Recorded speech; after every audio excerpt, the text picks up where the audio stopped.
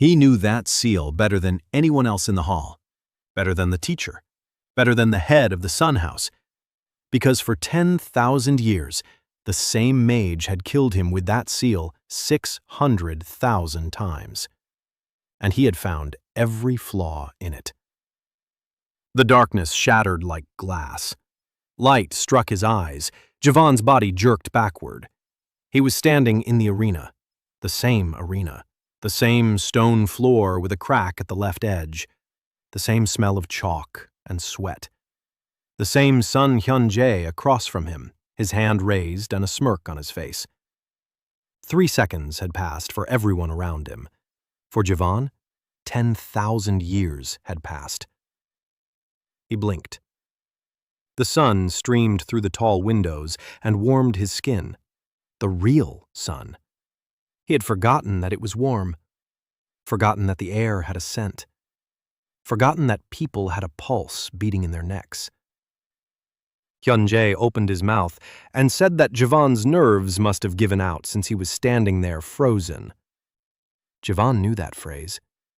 He had remembered every word for 10,000 years.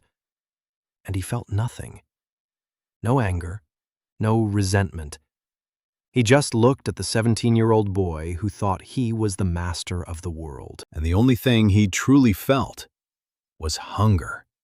A terrible, dull, gut-wrenching hunger. For the first time in 10,000 years, his body wanted to eat. Teacher O ordered both of them to return to their seats. The flash when the crystal activated was attributed to a defective focuser. No one noticed anything. No one realized that the boy who sat back down at his desk was no longer the same boy who had stood up from it 5 minutes ago. Javon placed his hands on the table. His hands were trembling, not from fear. The wood beneath his fingers was real. The scratch in the corner of the desk was real. For 10,000 years, he hadn't touched anything real. Only stone walls. Only a floor of gray stone. Only the projections of mages that rose from that floor and killed him over and over again. He gripped the edge of the desk so hard, his knuckles turned white. The girl next to him glanced at him. Sorry. He remembered her name. He remembered that she always had ink on the middle finger of her right hand. She asked why he was clutching the desk so tightly. He unclenched his fingers. He said everything was fine. Nothing had changed for her. To her, he was still the same quiet, awkward Han Ji-won with the lowest resonance in the class. Ohm continued the lecture. The topic was the triple shadow seal, the House of Sleep's signature spell. Ohm drew a diagram on the board. Javon watched and saw 14 mistakes. Exactly 14. 3 in the sequence of gestures, 2 in the distribution of mana, 4 in the anchor points, 5 in the description of the counter effects. He knew this seal better than anyone in the room. Because 10,000 years ago, a projection of the Shadow Mage had used it against him 600,000 times. And he had found every flaw. Every point where it breaks if you know where to strike. Ohm called on Hyun-jae to demonstrate the basic version. Hyun-jae stood up with the look of a man who had just been awarded a prize. He stepped into the arena. He squared his shoulders. He began to weave. The first gesture. The second. On the third, Ji-won saw it. The thumb of his left hand shifted 0.5 millimeter outward. Such a minor detail that no instructor would have noticed, but Ji-won had seen this mistake 600,000 times. He said quietly, without standing up, "The thumb of your left hand. Shift it 0.5 millimeter inward, and the seal will snap shut." Hyun-jae smirked. He didn't turn around. He finished weaving. The seal snapped shut in his face. A dark flash struck his cheek and left a mark like hot oil. Hyun-jae recoiled and clutched his face. The auditorium fell silent. 32 people turned to look at Javon. Ohm froze with a piece of chalk in his hand. He asked how Javan knew that. Javan didn't look up from his notebook. He said he'd read it somewhere. He didn't remember where. The lecture formally continued, but no one was listening anymore. Everyone was looking at Javan. And Javan was looking out the window. Outside the window was the sky.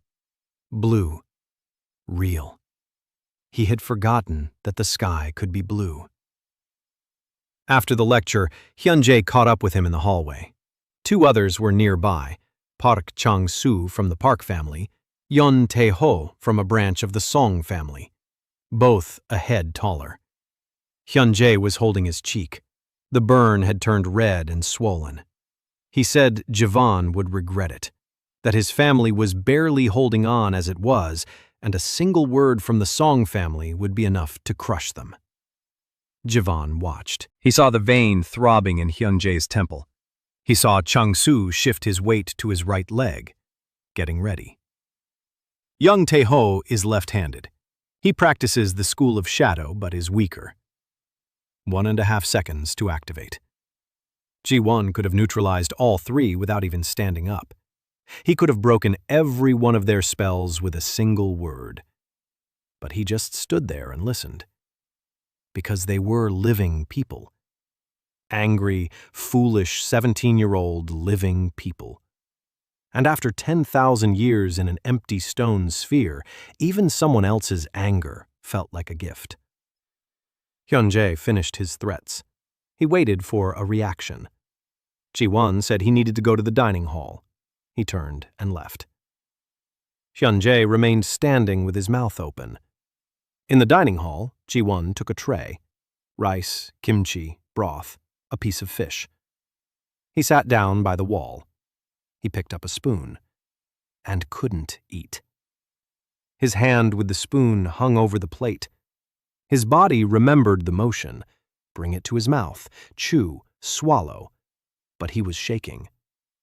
For the last 10,000 years in prison, there had been no food, no hunger, no taste. His body simply existed. He sat like that for 20 minutes, 30, 40. The students around him were eating and laughing. A normal day, a normal world. Finally, he brought the spoon to his mouth. He put the rice on his tongue. The taste hit him like a spell at full force. Bland, cold, clumpy rice from the academic cafeteria. The worst rice of his life. The best rice of his life. He closed his eyes. Tears streamed from beneath his eyelids. He didn't make a sound. He just ate the cold rice, and tears dripped into his bowl. Someone sat down across from him. Lee Ha-jin, 16 years old, Earth School, scholarship student, uniform with a patch on the elbow. She set down her tray and began to eat without looking at him. Then she looked up. She saw the wet trails on his cheeks and said that the rice really was so-so today, but crying over it was going too far. Ji-won looked at her. She was smiling, broadly and openly, like someone who didn't need anything from him. Not a name, not a rank, not secrets. Just whoever had sat down next to him and made a joke. He wiped his face with his sleeve. Said she was right. The rice was awful. And he started eating. For real. Spoonful by spoonful. Ha-jin chattered about tomorrow's exam, about how the professor had assigned 3 scrolls again instead of 2, about how the roof was leaking in the west wing. Ji just listened. Not to the words, to the voice. A living human voice right there. 10,000 years of silence. And now someone was complaining about homework. He finished all the rice, all the broth, all the fish. He licked the spoon. Ha-jin looked at the empty tray and said that for a man who had just been crying over his food, he had quite an appetite. He almost smiled. In the evening, he returned to his room, a small cubbyhole on the 4th floor, A bed, a table, a wardrobe, 3 books on the shelf. He lay down. The mattress was hard. The pillow smelled of soap.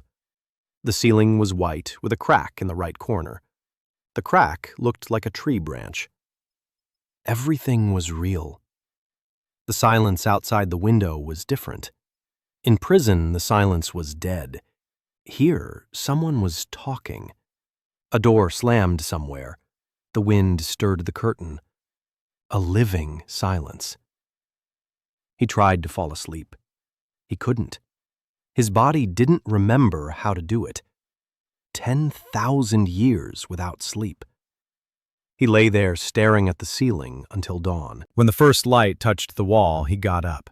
He walked over to the mirror. A 17-year-old boy with dark circles under his eyes. No scars. Kronos prison left no marks on the body, only inside. He looked into his own eyes and turned away. Because in the reflection, he didn't see himself. He saw stone walls. The morning began with the bell in the west tower. 3 chimes. 7 o'clock. Jivan had been standing by the window for an hour. He watched as the sun rose above the academy's rooftops. Orange light crept across the stone walls. A bird landed on the ledge. Small, gray. It turned its head and flew away. Jivan stood and stared at the spot where it had been sitting. A bird. A living bird. He hadn't seen living creatures in 10,000 years, only stone projections. He pulled on his uniform, fastened the buttons. His fingers managed the third one with attempt. His fine motor skills were working, but more slowly than before. His brain knew the movements, but his body had grown unaccustomed to buttons and laces and fasteners. He stepped out into the hallway. Students were heading toward the lecture halls. Noise, conversations, laughter. Someone nudged him with their shoulder as they passed by, apologized on the fly without turning around. A routine bump in a narrow hallway. Jivona flinched. A touch. A human touch. His body reacted before his mind did. His muscles tensed. His breathing faltered. He pressed himself against the wall and stood there until his pulse steadied. 2 seconds. 3. 5. Normal. Everything's normal. He pushed off the wall and walked on. First lecture. Resonance Theory. Instructor An Soo-yun, a woman in her 40s with a strand of gray in her black hair and a voice that filled the entire lecture hall. She spoke about the nature of the 7 schools, about how each school was a branch of a single tree of magic. Jivon sat in the back row and listened. And he wanted to laugh. Not out of contempt, out of bitterness. Because Professor An was closer to the truth than she realized. A single tree. She used it as a metaphor. For Jivon, it was the literal truth. He had seen that tree. Not seen, felt. During the last 1,000 years in prison, when the walls began to whisper to him in a language he did not know. The language before the split. The language from which all 7 schools grew. He began to understand it in the 6th thousand. By the 9th, he could pronounce individual words. By the 10th, he felt how they changed the air around him. But out here, he kept silent about it, because knowledge of that level could destroy the balance between the great houses, and because he wasn't sure that this knowledge wouldn't destroy him himself. With Ari sat to his left. She was taking notes on the lecture in neat handwriting, ink on her middle finger, as always. She caught his gaze and frowned. She asked what he was looking at. He turned away toward the blackboard. Ari, 17 years old, heiress to the fading house of So, School of Blood. He remembered how, before prison, she had seemed unattainable to him. Beautiful, sharp, with a biting voice that made you want to sink into the ground. Now he looked at her and saw something else. He saw how she winced slightly when she wrote with her right hand. Pain in her wrist. A side effect of the blood seal. The So House's family magic was slowly destroying the bearer's body. He could tell by the micro-movements, by the way she unconsciously pressed her left hand to her ribs when she thought no one was watching. The blood seal was eating her from the inside, and she knew it, and she didn't tell anyone.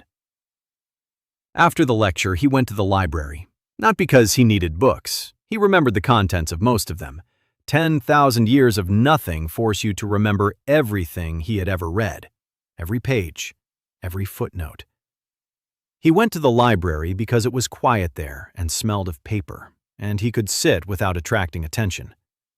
The Silver Spire Library occupied 3 floors, tall bookshelves reaching the ceiling, ladders on wheels, dust in the rays of light. Behind the counter sat a girl in round glasses, a book in her hands. Emily Carson, the librarian. He remembered her from before prison.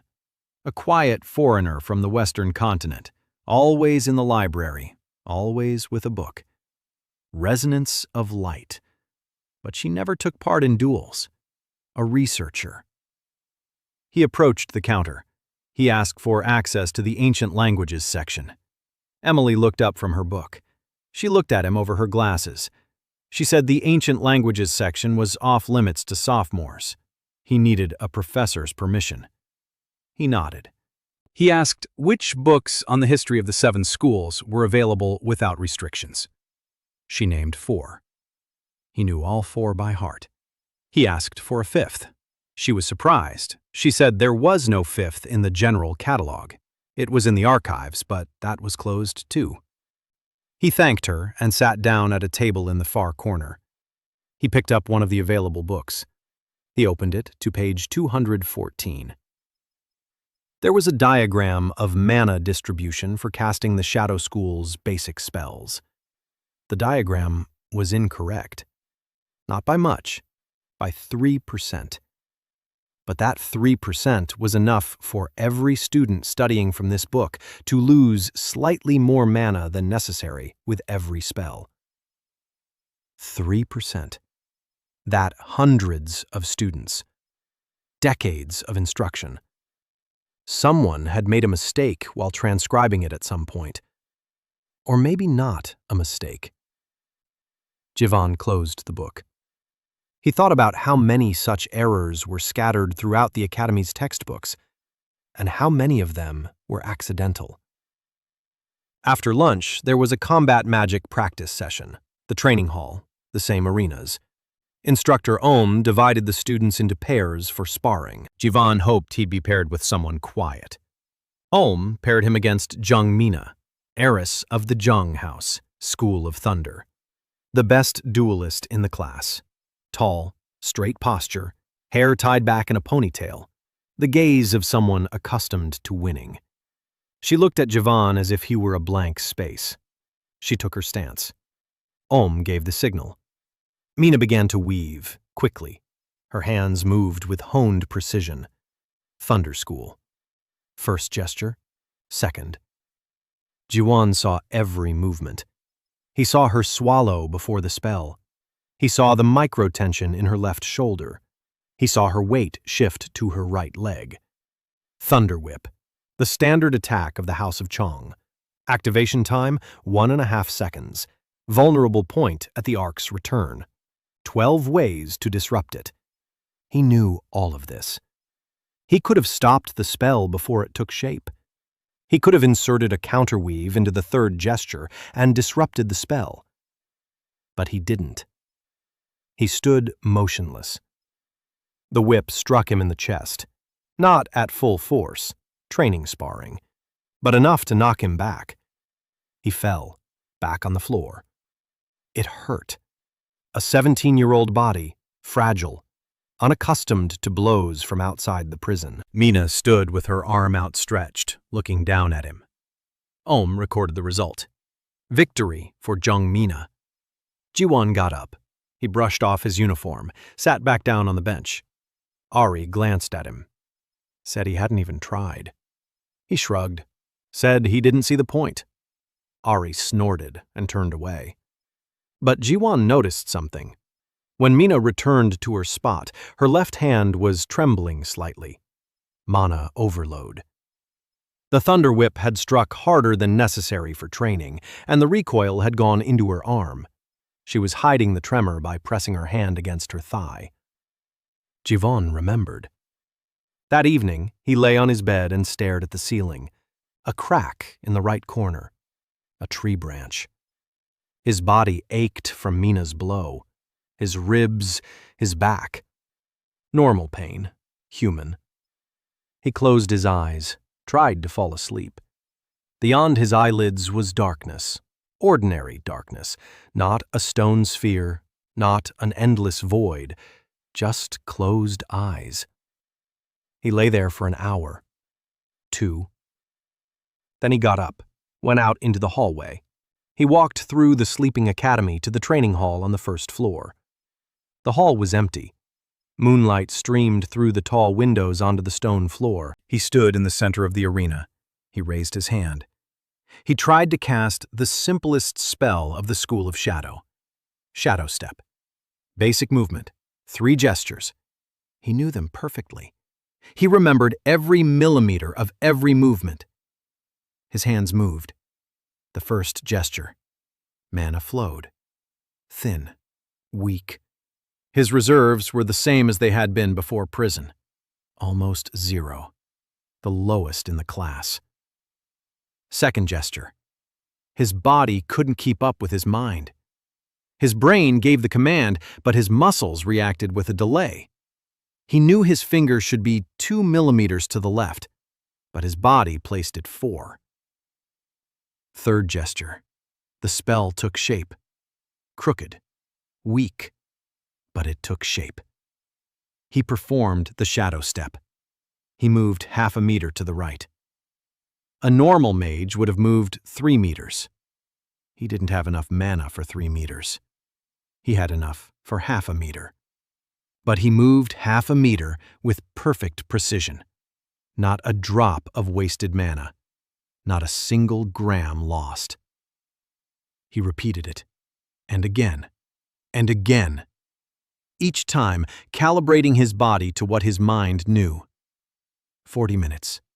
An hour and a half. His body was starting to obey. Slowly, but it was starting. He stopped when his mana was completely gone. He sat down on the arena floor. He was breathing heavily. Sweat was streaming down his forehead. He looked at his hands. The hands of a second-year student with less reserve than a first-year. Hands that knew 10,000 years of magic and couldn't cast a single spell at full power. He clenched his fists and smiled, for the first time since his return. It was a familiar feeling. That was how he'd smirked in prison when, after 1,000 years, he'd finally found a weak spot in yet another projection. Excitement, not power. The thrill of the limited. The thrill of one who must be 10 times more precise because he cannot afford to be 10 times stronger. He stood up, brushed off his uniform, left the hall. Someone was standing in the hallway near the door. A shadow. He froze. The shadow stepped into the moonlight. Son Yoon, 18 years old, Hyunjae's older sister, heiress to the main line of the Sun House, the Academy's best duelist, the School of Shadows, the same one he attended. She looked at him silently. Then she asked one thing. How does he know their seal better than they do? Jiwon looked at her. The announcement for the Ascension Tournament appeared on the bulletin board at the entrance to the main building at noon. A large scroll bearing the golden seal of the Council of Seven. The tournament will begin in 2 weeks.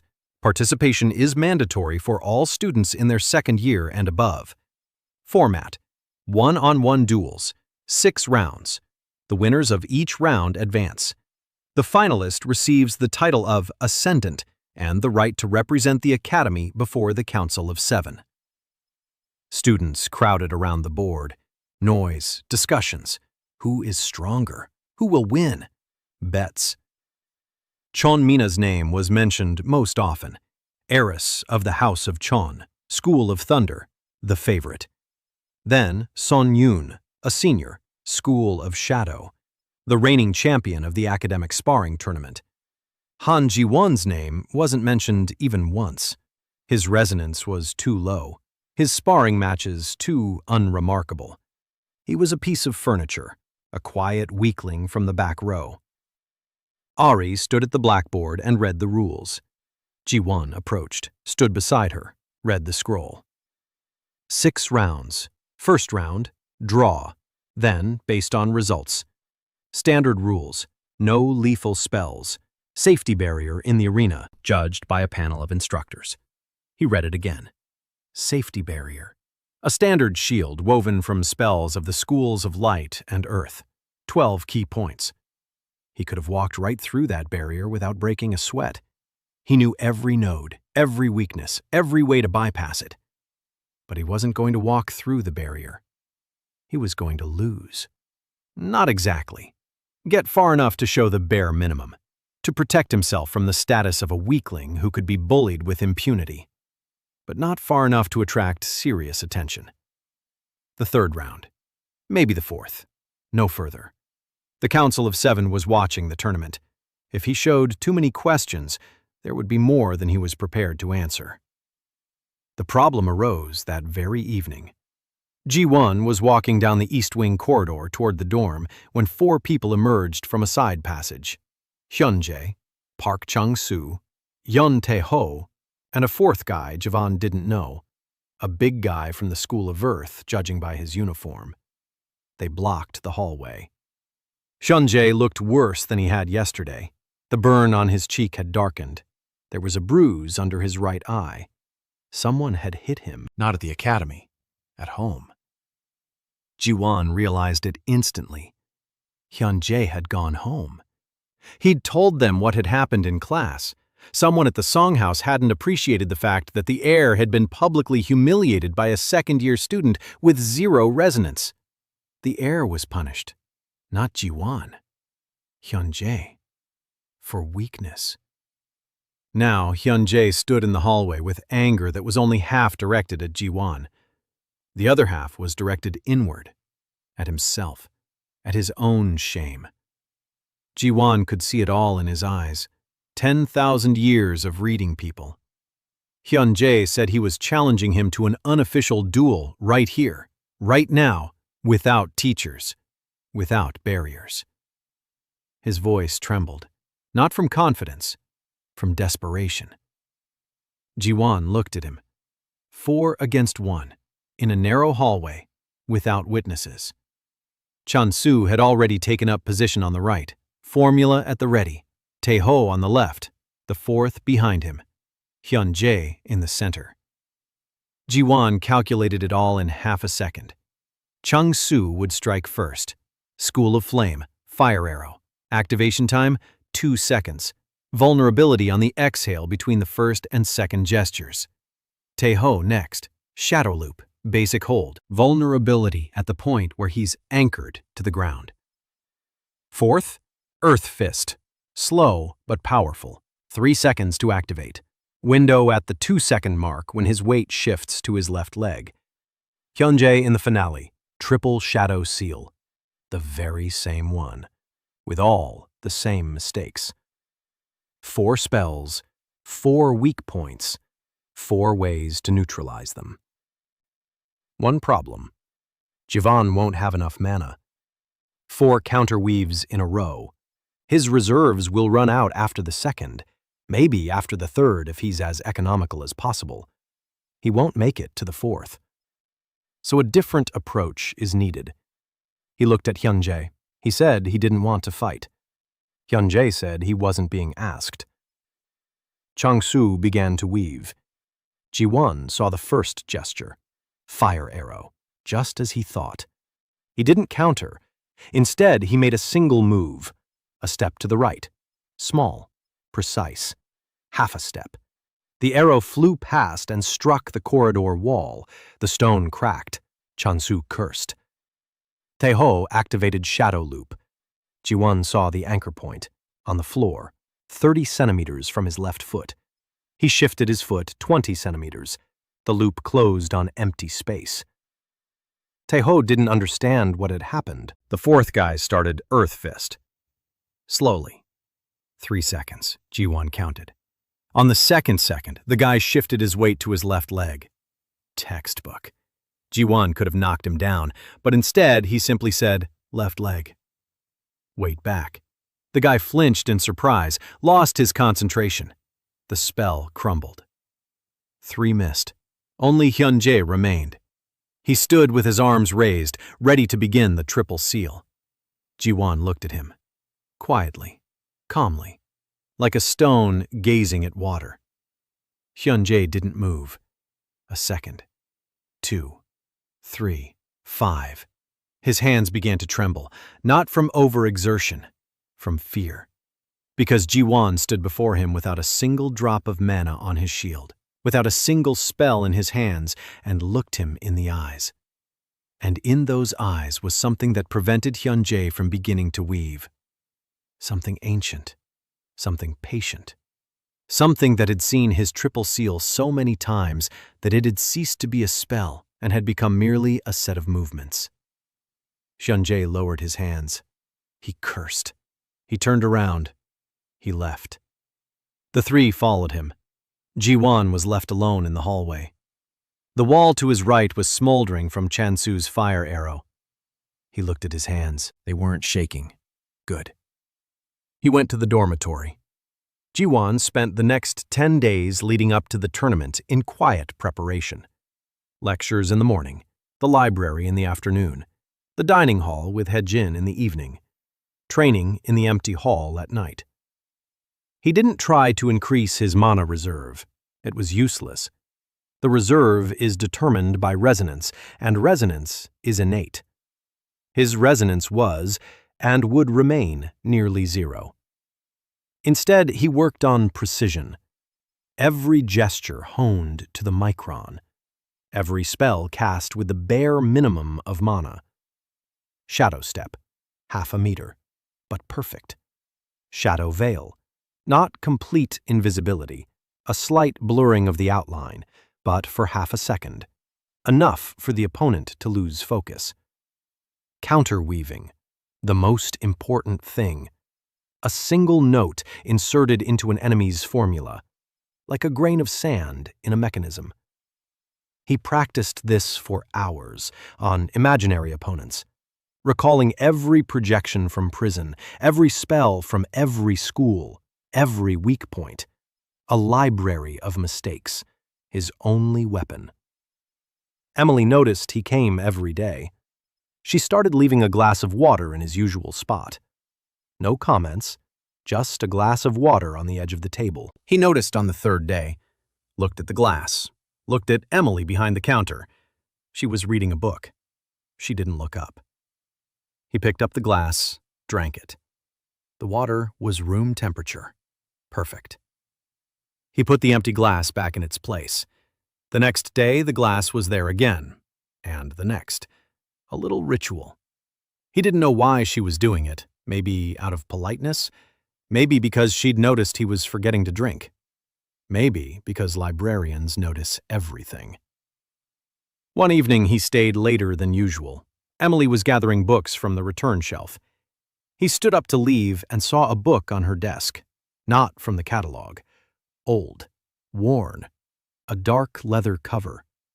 He saw the title, In a Dead Language, a language that hadn't existed for 800 years, and which Javan read fluently, because in prison he'd had 10,000 years to study every language that had ever existed.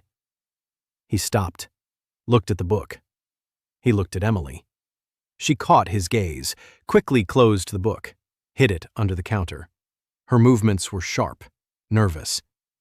She was afraid. Afraid that he had seen, that he would find out. Javan understood. This book shouldn't be in the library. Emily had brought it with her, from the Western continent. She wasn't just a librarian. She was a researcher. and what she was researching must not fall into the wrong hands. He said nothing. He nodded to her. He left. But he remembered the book's title, the language, the subject, Formulas of Primordial Magic from Before the Division of the Seven Schools. Someone on the Western continent was also searching for the roots. 3 days before the tournament, Ari approached him after a lecture. She stopped him at the exit of the lecture hall. She said she needed help. Her voice was steady, her face was calm, but her right hand was pressed slightly against her side. Pain. The blood seal. Jivan looked at her hand, then at her. She caught his gaze and pulled her hand away, abruptly, like someone caught in a moment of weakness. She said she needed help preparing for the tournament, not with a spell, with tactics. Her style was too straightforward. The blood seal was powerful but slow, and everyone knows how it works. Any serious opponent will be prepared. She wanted Jivan to look at her technique from the outside, as an outsider, as an observer. He asked, why him? She said that after what he did with Hyunjae's seal, he clearly sees what others don't. He remained silent. She took his silence as agreement. She led him to the small training hall. She took her stance. She began to demonstrate the sequence, the blood seal, the basic version. Her hands moved with confidence, beautifully. The mana of the school of blood flowed with a red glow through her fingers. Jivan watched, and he saw. He saw that every gesture cost her more than it should. He saw a microspasm in her right wrist on the fourth movement. He saw how the seal was draining not only her mana, but also her life force. The So House's family magic. Power in exchange for years of life. She finished, looked at him, waited for criticism of her tactics. He was silent. Then he said she had a problem more serious than tactics. She frowned. He said that the fourth move in her formula contained a feedback loop that directed part of the mana not into the spell, but back into her body. But not as replenishment, but as destruction. The seal was eating her from the inside, and the more often she used the blood seal, the faster it happened. Ari was silent for a long time. Then she said she knew that everyone in House So knew. That this was the price every bearer of the blood seal paid. That she wouldn't live to see 25. That it had always been this way. Jivan looked at her. A 17-year-old girl talking about her own death with the tone of someone discussing a class schedule. He said the loop could be rewritten. Ari froze. She looked at him. She asked what he meant. He said that if they changed the structure of the fourth movement, redirected the reverse flow from destructive to neutral, the seal would work the same way but without self-destruction. It wouldn't eliminate the price entirely, but it would double the bearer's lifespan, triple it, maybe more. Ari looked at him. Her face was changing, slowly, as if someone had moved a wall right before her eyes that had stood there her whole life. She asked how he knew that. In the same voice everyone else had asked. He said the same phrase. He had read it. She grabbed his sleeve, tightly. Her hand was trembling, not from pain. The Ascent tournament began on the last day of the month. The Academy's main arena, a huge hall with a dome of transparent stone through which the morning sun shone. Stone stands rose in a semicircle, a few of the seats, all occupied. Students from every class, faculty in the front rows. 5 people sat in the central box, members of the Council of 7. Jiwon recognized them by their crests. A representative from the House of Jeon, the House of Song, the House of Park, the House of Lee, and the 5th, a neutral arbiter from the Academy, Professor Yoon Hyun-soo, a professor of ancient languages, a man with a warm smile and a reputation as a kind old teacher. Jiwon looked at him. Yun Hyun-soo sat calmly, his hands folded in his lap. He was smiling, gently, fatherly, like a man who sincerely rejoices for the younger generation. Ji-won looked at him and felt a chill. Not on the outside, on the inside. Because over 10,000 years, he had learned to read people like open formulas. And Yun Hyun-soo's formula was wrong. Too perfect, too smooth, like a spell without a single mistake. And there are no spells without a single mistake. Ji-won looked away. He memorized it.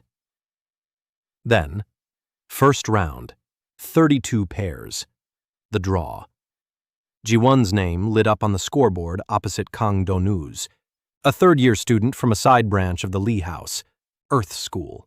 Average level, nothing remarkable. Ji-won stepped into the arena. Kang Do-nu stood opposite him, strong, confident. He looked down at Ji-won. For him, this was an easy fight. A sophomore with zero resonance. A warm-up. The referee gave the signal. Don began to weave.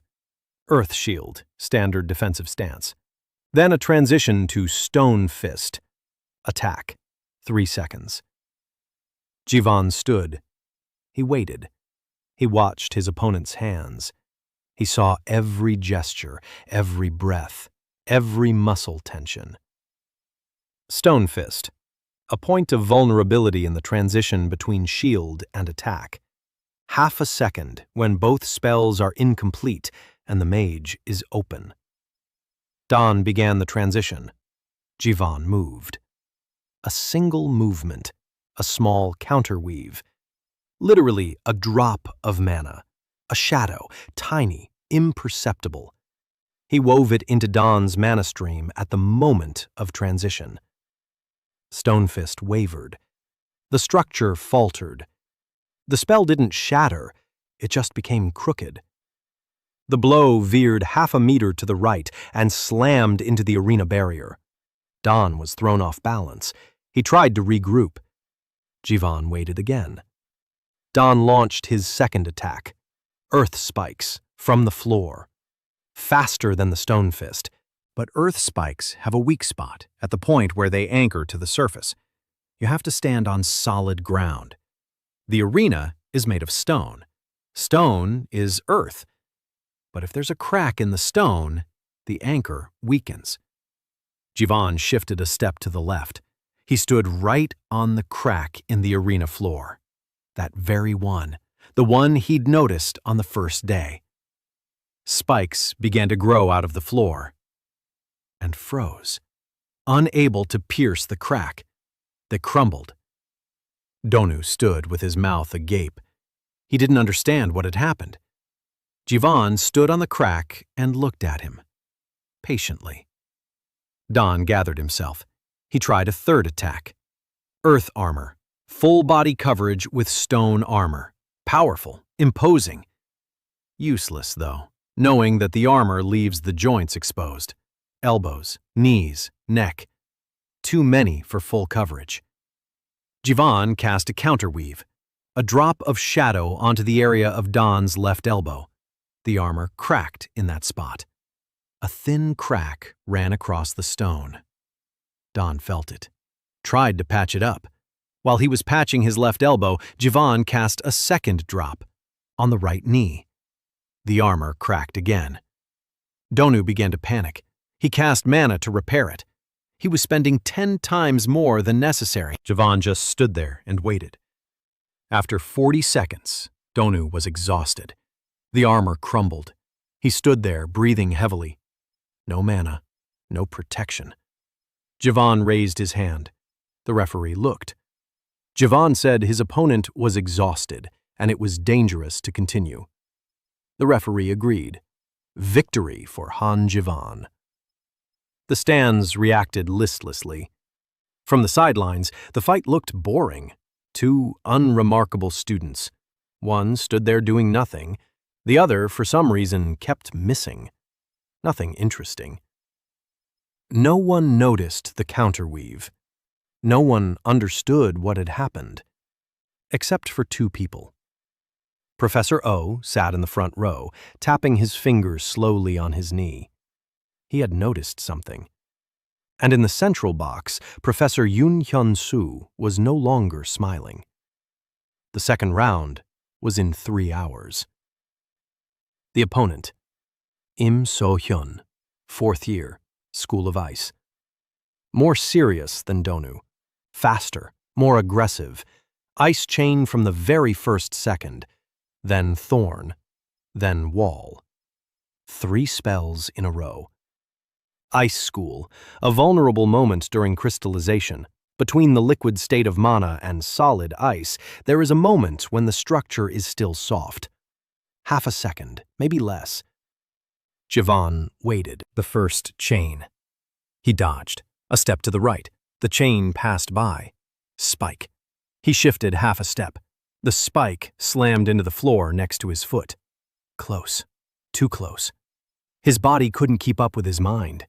His mind saw the spell a second before it formed. His body reacted half a second too late. A gap. Dangerous. Wall. An ice wall rose before him, blocking his view. Standard tactic of the School of Ice. Hide behind the wall and prepare a powerful attack.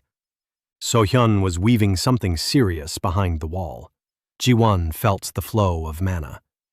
Ice Spear, a powerful single-use spell. Pierces shields up to 4th rank. Cast time, 4 seconds. Ji-won cast a counterspell, not at the spear, at the wall. A tiny note of shadow into the ice structure. The wall became opaque on both sides. So-hyun lost his line of sight. He couldn't see where to aim the spear. 3 seconds. 2. So-hyun panicked. He fired blindly. The spear pierced the wall and flew 2 meters to the left of Ji-won. The arena's barrier absorbed the blow. Ji-won stood his ground, safe and sound. So-hyun ran out from behind the remains of the wall. He saw that he had missed. He cursed. He began to weave the spell again, but his mana was already running out. The ice spear had drained almost his entire reserve. Javan waited another 30 seconds. So-hyun was exhausted. The referee declared Javan the winner. Another boring fight. Nothing spectacular again. The stands yawned. But Instructor Ohm was no longer tapping his knee. He sat motionless, staring intently at Javan. Round 3. The next day. A tougher opponent. The heir to the Pak House of the Side, the School of Flame. Park Jin-ho. Talented, fast, aggressive. Fire whirlwind, 3 arrows, ring of flame. He started from the very first second. He didn't let Javan get comfortable. The fire whirl began to spin in the arena. Heat hit his face, real heat. Javan retreated. A counterweave into the whirl, a drop of shadow into the center of the vortex. The whirl slowed down. It didn't dissipate. Park Jin-ho was stronger than his previous opponents. His spells were stronger, fewer mistakes. But there were mistakes. There always were. In every spell of every mage of every school. 10,000 years, not a single perfect spell. 3 arrows, one after another, fast. Javan dodged the first, deflected the second with a counterweave. The third grazed his shoulder. Pain, burning. His armor smoked. He clenched his teeth. His body, 17 years old, fragile, slow. Jin-ho saw the hit and increased the pressure. Ring of fire, a surrounding attack, fire from all sides. Javan found himself in the center of the ring of fire. The heat was unbearable. His mana reserve was running low. 3 counterweaves in the fight, 1 left, maybe 1.5 if he was lucky. He closed his eyes. Heat, fire. The roar of the flames, the noise of the stands. Everything vanished. Only the sounds remained. Jin-ho's breathing behind the wall of fire, uneven. The ring of flames consumes a lot of mana. Jin-ho is also at his limit. He's keeping the ring at maximum power to finish him off quickly. But the ring demands a constant flow of mana, and in that flow, there is a pulse, a rhythm. Every 2 seconds, the flow weakens slightly. When Jinho takes a breath, Ji-won counted. 1, 2, inhale, weakening.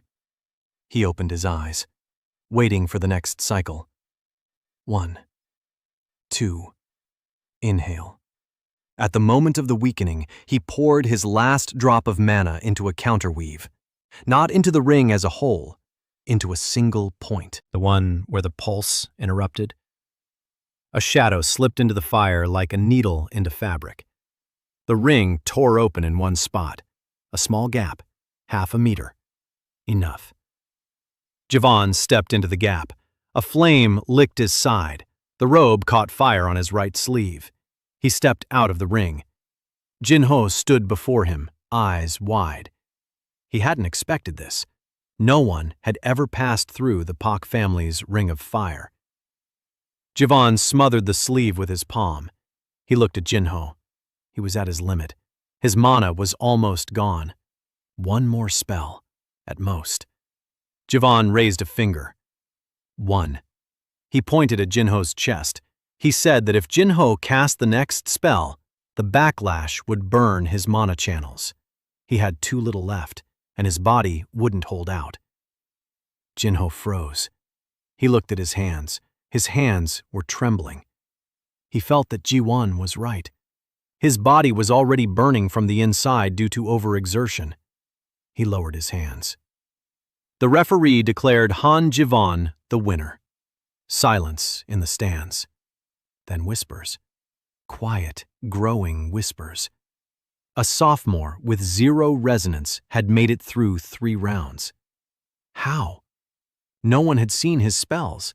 No one understood what he was doing. He just stood there and dodged, and for some reason his opponents stopped. Mina stood at the entrance to the arena. She was next. Round 4. Her opponent in the bracket was the winner of this fight, Javan. She looked at him as if she were seeing him for the first time. During the break, Javan sat on a bench behind the arena. The right sleeve of his uniform was burned down to the elbow. His shoulder ached. The burn from the arrow had swollen into a red patch. Someone sat down next to him. He turned around. Hejin, with ointment in her hand. She silently took his hand and began to apply the ointment to the burn. He didn't resist. She said she'd been watching from the stands and that he was a fool. She asked why he was walking into the fire when he could dodge it. He said he couldn't always dodge it. 4th round. The arena. Jung Mina stood opposite him, straight as a spear. Her hair tied back in a ponytail, her eyes focused. She didn't look at him as if he were easy prey. The 3 previous fights had changed her attitude. She didn't understand how he had won, but she knew he had won, and she took it seriously. Jawan stood there thinking. The plan was simple. Lose gracefully. Hold out for 1 or 2 exchanges, then let a blow land. Fall, cleanly and convincingly. Mina was strong enough to make a loss look natural. The referee gave the signal. Mina began. Thunder whip. Fast. Faster than in training. She had trained. She had prepared. The whip sliced through the air. Javan stepped aside, mechanically. His body reacted before his mind. 10,000 years of reflexes. His brain screamed dodge, but his body dodged anyway. The whip flew past. Mina wasn't surprised. She moved on to the second spell. Thunderstorm net. A wide area attack. Electric threads spread across the arena. It was harder to dodge. The threads covered 3/4 of the area. Javan calculated the gaps. 4 dead zones. Corners the net couldn't reach due to the geometry of Mina's gestures. He stepped into the nearest one. The threads crackled around him. Close. The hairs on his arms stood on end from the static, but they didn't touch him. Mina clenched her teeth. She rearranged the net, closed 2 dead zones. 2 remained. Javan moved, quietly, precisely. He stood in the next gap. Mina growled through clenched teeth. This was supposed to be an easy fight. A sophomore with 0 resonance. And yet he stands in the only safe spot in the arena as if he knows her spell better than she does. Because he does. Javon reminded himself. Lose. He has to lose. He began to move more slowly, deliberately. The next gap was 3 steps to the left. He took 2 steps, stopped. He let the net touch him. The shock struck his left shoulder. Pain shot through his arm to his fingertips. He clenched his teeth. He didn't fall. He was supposed to fall. His body refused. 10,000 years in prison had taught him one thing. Don't fall. Never fall. Because the projections finished off those who were down. His body remembered this more deeply than any conscious decision. He held his ground. Mina saw she'd hit the mark. She doubled the pressure. Storm chain, a direct attack. Lightning from an outstretched hand. Fast, powerful. Javon saw it forming, saw the mana pulsing in Mina's right hand, saw her left hand tremble slightly from the overload. Her left hand. That very one. The one that shakes after every duel. He'd seen it in training a week ago. Mana overload in the left channel. If she kept casting at full power, in 2 or 3 spells, her left hand would fail. Not temporarily, for a long time. Damage to the mana channel, months to recover. And she doesn't know it. Or she knows and ignores it, because the heiress of House Chon cannot show weakness at the tournament. The thunder chain flew toward him. He could have let it pass, fall, lose as planned. But if Mina continues to strike with such intensity in the next rounds, her arm won't hold out. Against Yuna in the semifinals, she'll use maximum power. Her left channel won't hold out. Injury, pain, loss of the ability to cast spells with her left hand for 6 months, maybe longer. He made his decision in a quarter of a second. Don't lose. Counterweave into a thunder chain, the last drop of mana. A shadow slipped into the lightning and tore apart its structure. The chain crumbled halfway through. Sparks settled on the stone. Mina froze. Her spell crumbled. It just vanished. She didn't understand how. Javon stepped toward her. There was no more mana. None at all. 0. He walked across the arena as empty as a stone. Mina began weaving a new spell. Her hands moved quickly. Thunderstrike, a contact attack, close combat. She wasn't afraid to let him get close. He had 0 resonance. What could he possibly do in close combat? She reached out, lightning crackling in her palm. Javon did something no one expected. He raised his right hand. He grabbed her wrist, her left wrist. Gently. Not a strike, not a grab. He simply took her wrist. Mina jerked. She tried to pull her hand away. She couldn't. His grip was precise. 2 fingers on her pulse point, his thumb on her mana channel. A position he'd practiced for thousands of years in simulations. Not a combat hold, a diagnostic one. He could feel her mana channel through her skin. He could feel the pulsation. He could feel the overload. He felt micro cracks in the left channel that would become a rupture after 2 or 3 full-power battles. Mina stood with lightning in her right palm and couldn't understand why she wasn't striking. Not because he was holding her. She could strike with her right at any moment. But something in his touch stopped her. The warmth of a stranger's hand on her wrist. Not hostile, not combative, like a doctor's hand. She froze. He spoke quietly, so only she could hear. Left hand. The mana channel is overloaded.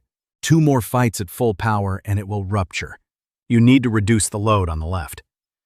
Shift the main flow to the right. Not ideal, but the right one will hold out. The left one needs treatment. At least a month without strain. Mina looked at him.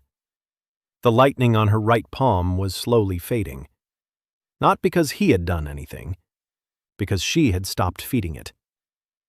Her eyes were wide open.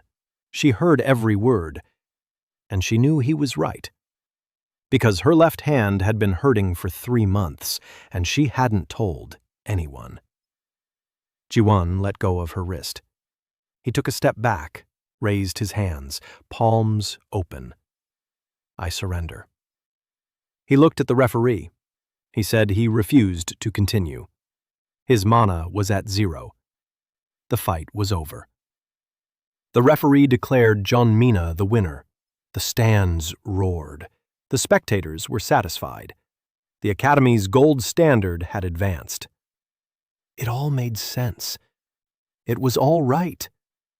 No one saw what had happened in the arena. No one heard his words. Only Mina. She stood with her arms down, watching his back as he walked away. Jiwon sat down on a bench behind the arena. His right shoulder burned from the network's discharge. The burn from this morning's fight with Jinho ached beneath the ointment Hejin had applied. His body ached. A fragile 17-year-old body. He leaned back against the wall and closed his eyes. He listened to the noise from the stands. The next fight had already begun. Someone against someone else. He didn't care. He'd done what he wanted. He'd lost the 4th round. He'd shown enough so they wouldn't consider him completely weak, but not enough to attract serious attention. The plan had worked. Almost. He opened his eyes. Standing before him was Coach Ohm. He was looking down at him, silently, for a long time. Then he said he wanted to talk to him after the tournament. In the office, without witnesses. Jiwon nodded. Ohm left. Problem. Ohm saw something. He figured something out. Not everything, but enough to ask questions. Jiwon rubbed his face with his hands. Too much attention, too fast.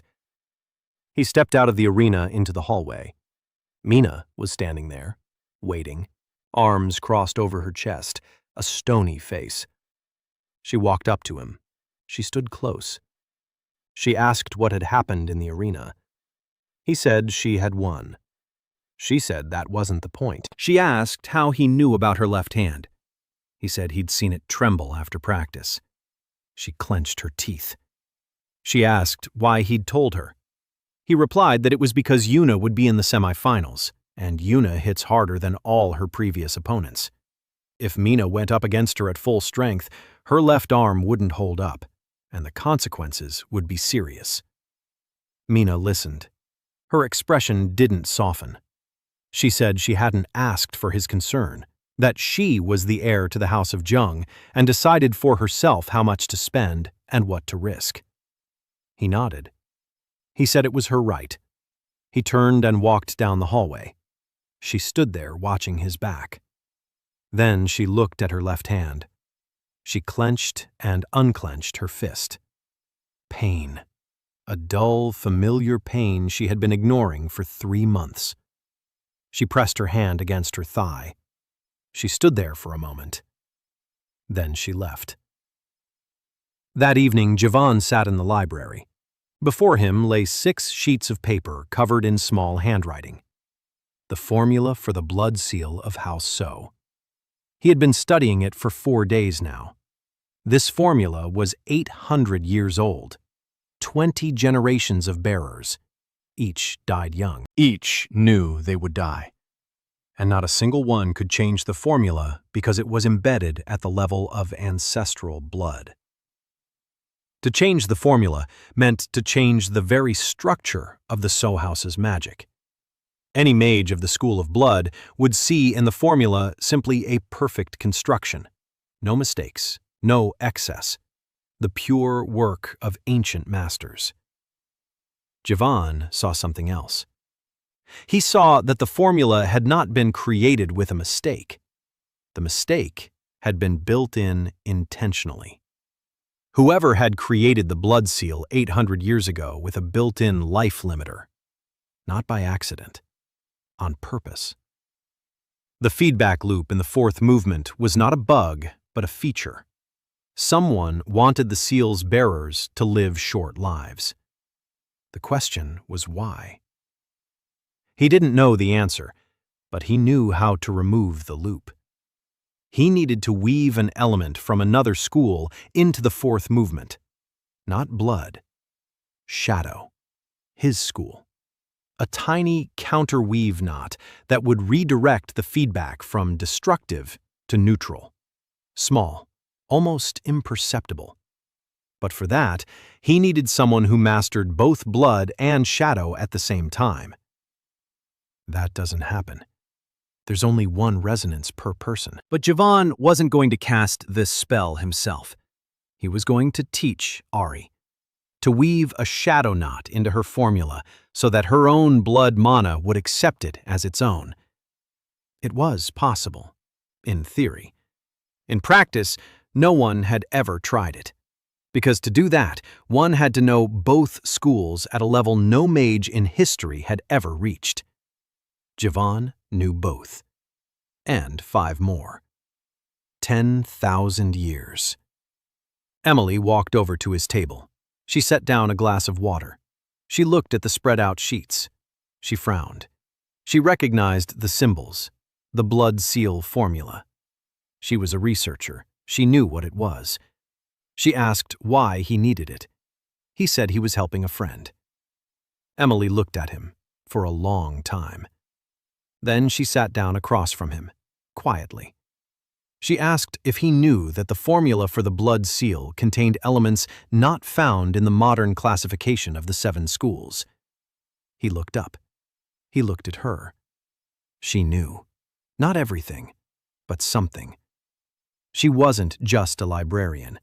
She was a researcher of primordial magic. That book in the dead language? Her work. She had been searching for traces of magic from before the schism, and she had found them in the blood seal. He asked what exactly she had found. She paused, deciding whether it was worth trusting.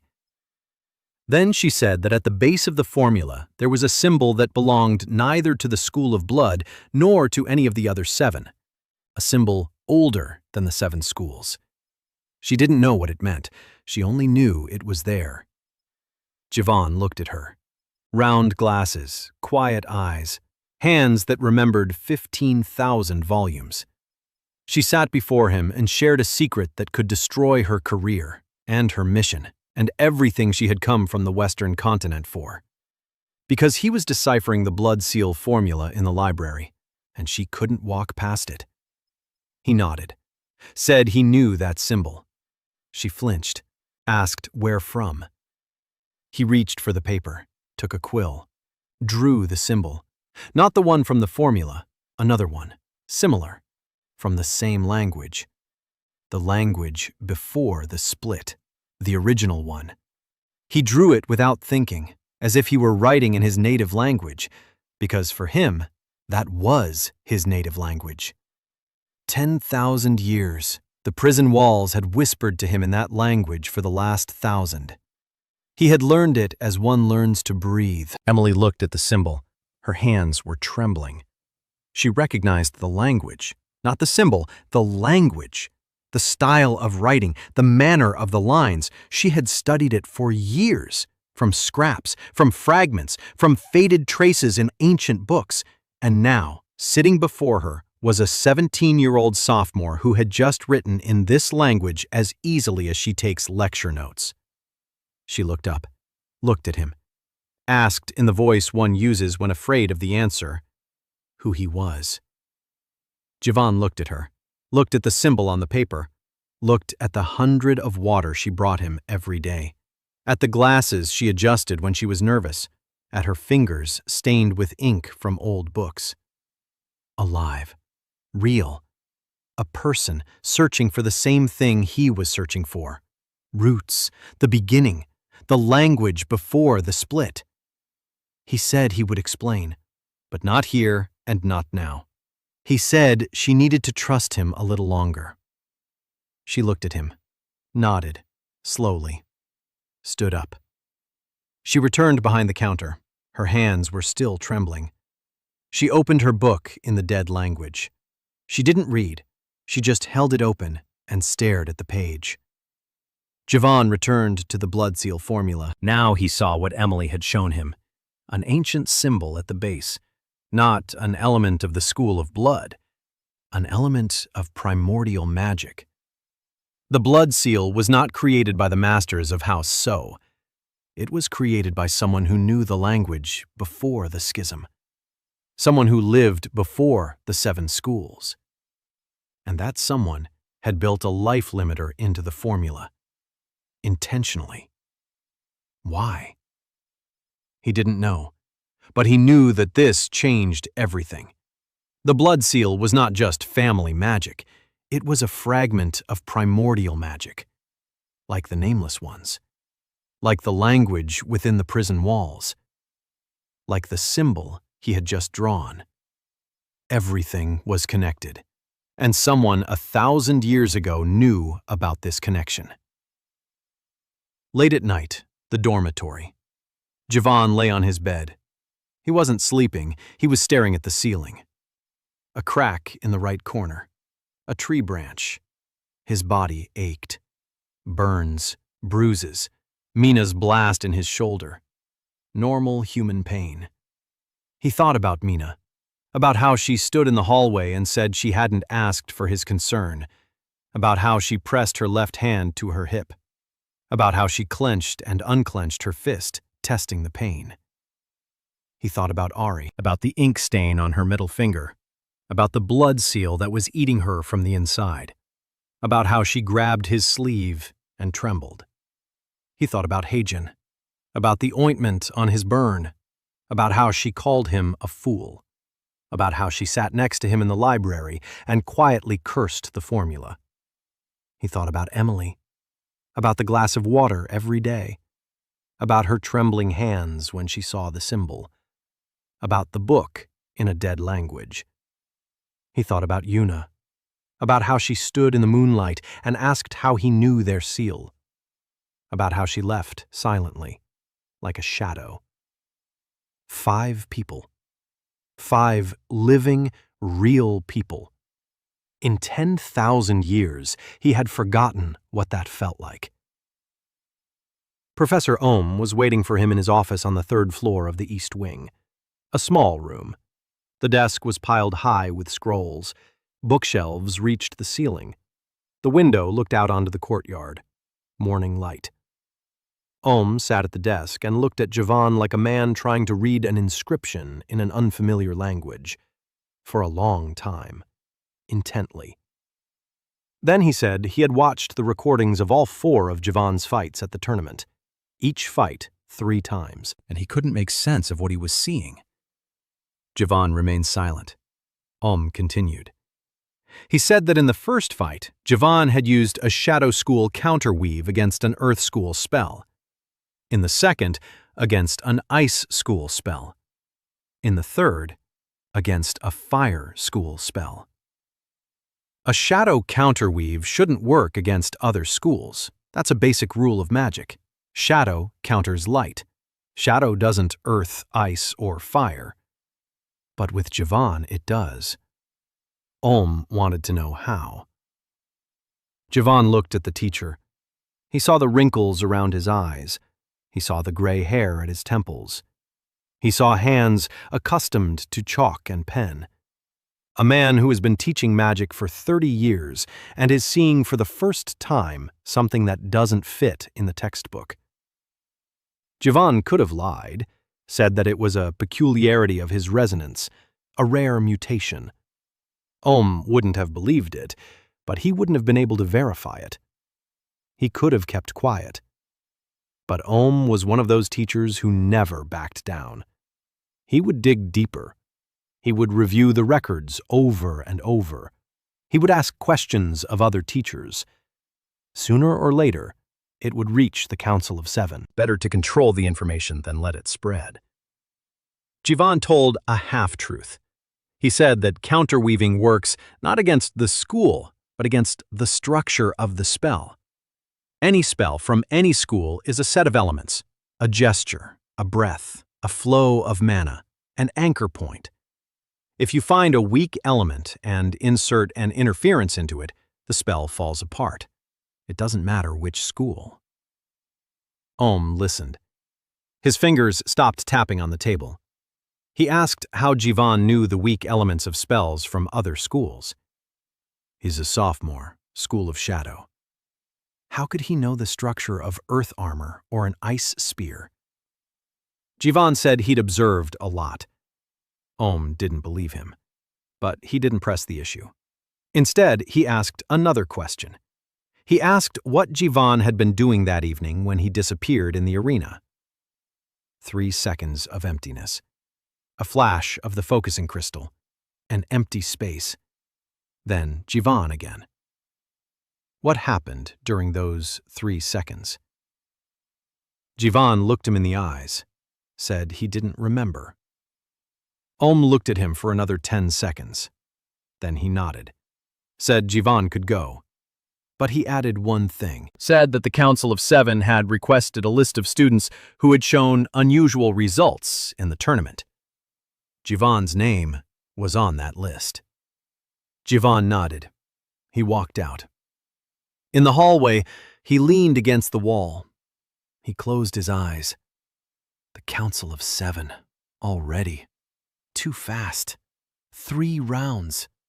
He had only made it through 3 rounds, and they had already noticed him. He needed to be quieter, more inconspicuous. He needed to disappear from view. But how, when Instructor O was already asking questions, and Yoon Hyun-soo was sitting in the judge's box, not smiling? The tournament continued without him. The semifinals. Jung Mina versus Song Yuna. Jiwon sat in the stands in the far corner, watching. Mina entered the arena, Yuna opposite her. The Academy's 2 best duelists, Thunder versus Shadow. Mina began. Thunder Whip, with her right hand, not her left. Jiwon noticed. She listened. Shifted the main load to her right side, kept her left hand in reserve.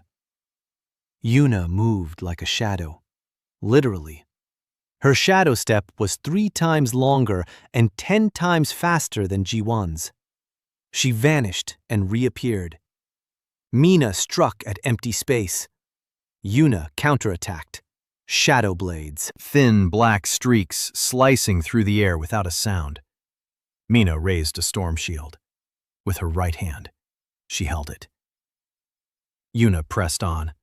The fight was beautiful. 2 top-tier masters. Jivan watched and counted the mistakes. Mina had 7. Yuna had 3. Yuna was better, more precise, more economical. Her technique was closer to perfection than anyone at the Academy. But there were still 3 mistakes. The first. On the shadow step, she delays her exit slightly, a millisecond, a window for a counterattack if you know when it will appear. The second. Her shadow blades form from her right shoulder, always from the right. The left isn't engaged, a habit, a weak spot. Third. She blinks before activating the triple seal, once, quickly, but she blinks. A family trait. Hyunjae blinks too. Ji-won remembered. The fight ended with Yuna's victory. Mina lasted 4 minutes. She lost, fair and square. No injuries. She didn't overwork her left hand. She listened. Ji-won watched her walk off the arena. Her back was straight, her head held high. She lost, but didn't break. Good. Tournament final. Sun Yuna versus 4th-year student Kim Tae-won, School of Flame, the reigning academic sparring champion. Tall, broad-shouldered, a fiery aura pulsed around him even before the fight began. Yuna stood opposite him, quiet, collected. The fight began. Tae-won struck first, fire whirlwind, powerful, twice as strong as Park Jin-ho's. Yuna vanished. Shadow step. She appeared behind him. Blade. Taewon spun around. Flame shield. Counterattack. They moved so fast that the stands couldn't keep up. Flashes of fire and shadow, roar and silence. Taewon watched. Every movement, every gesture, every breath. Taewon was stronger. He had more mana. His spells were more powerful. But Yuna was more precise.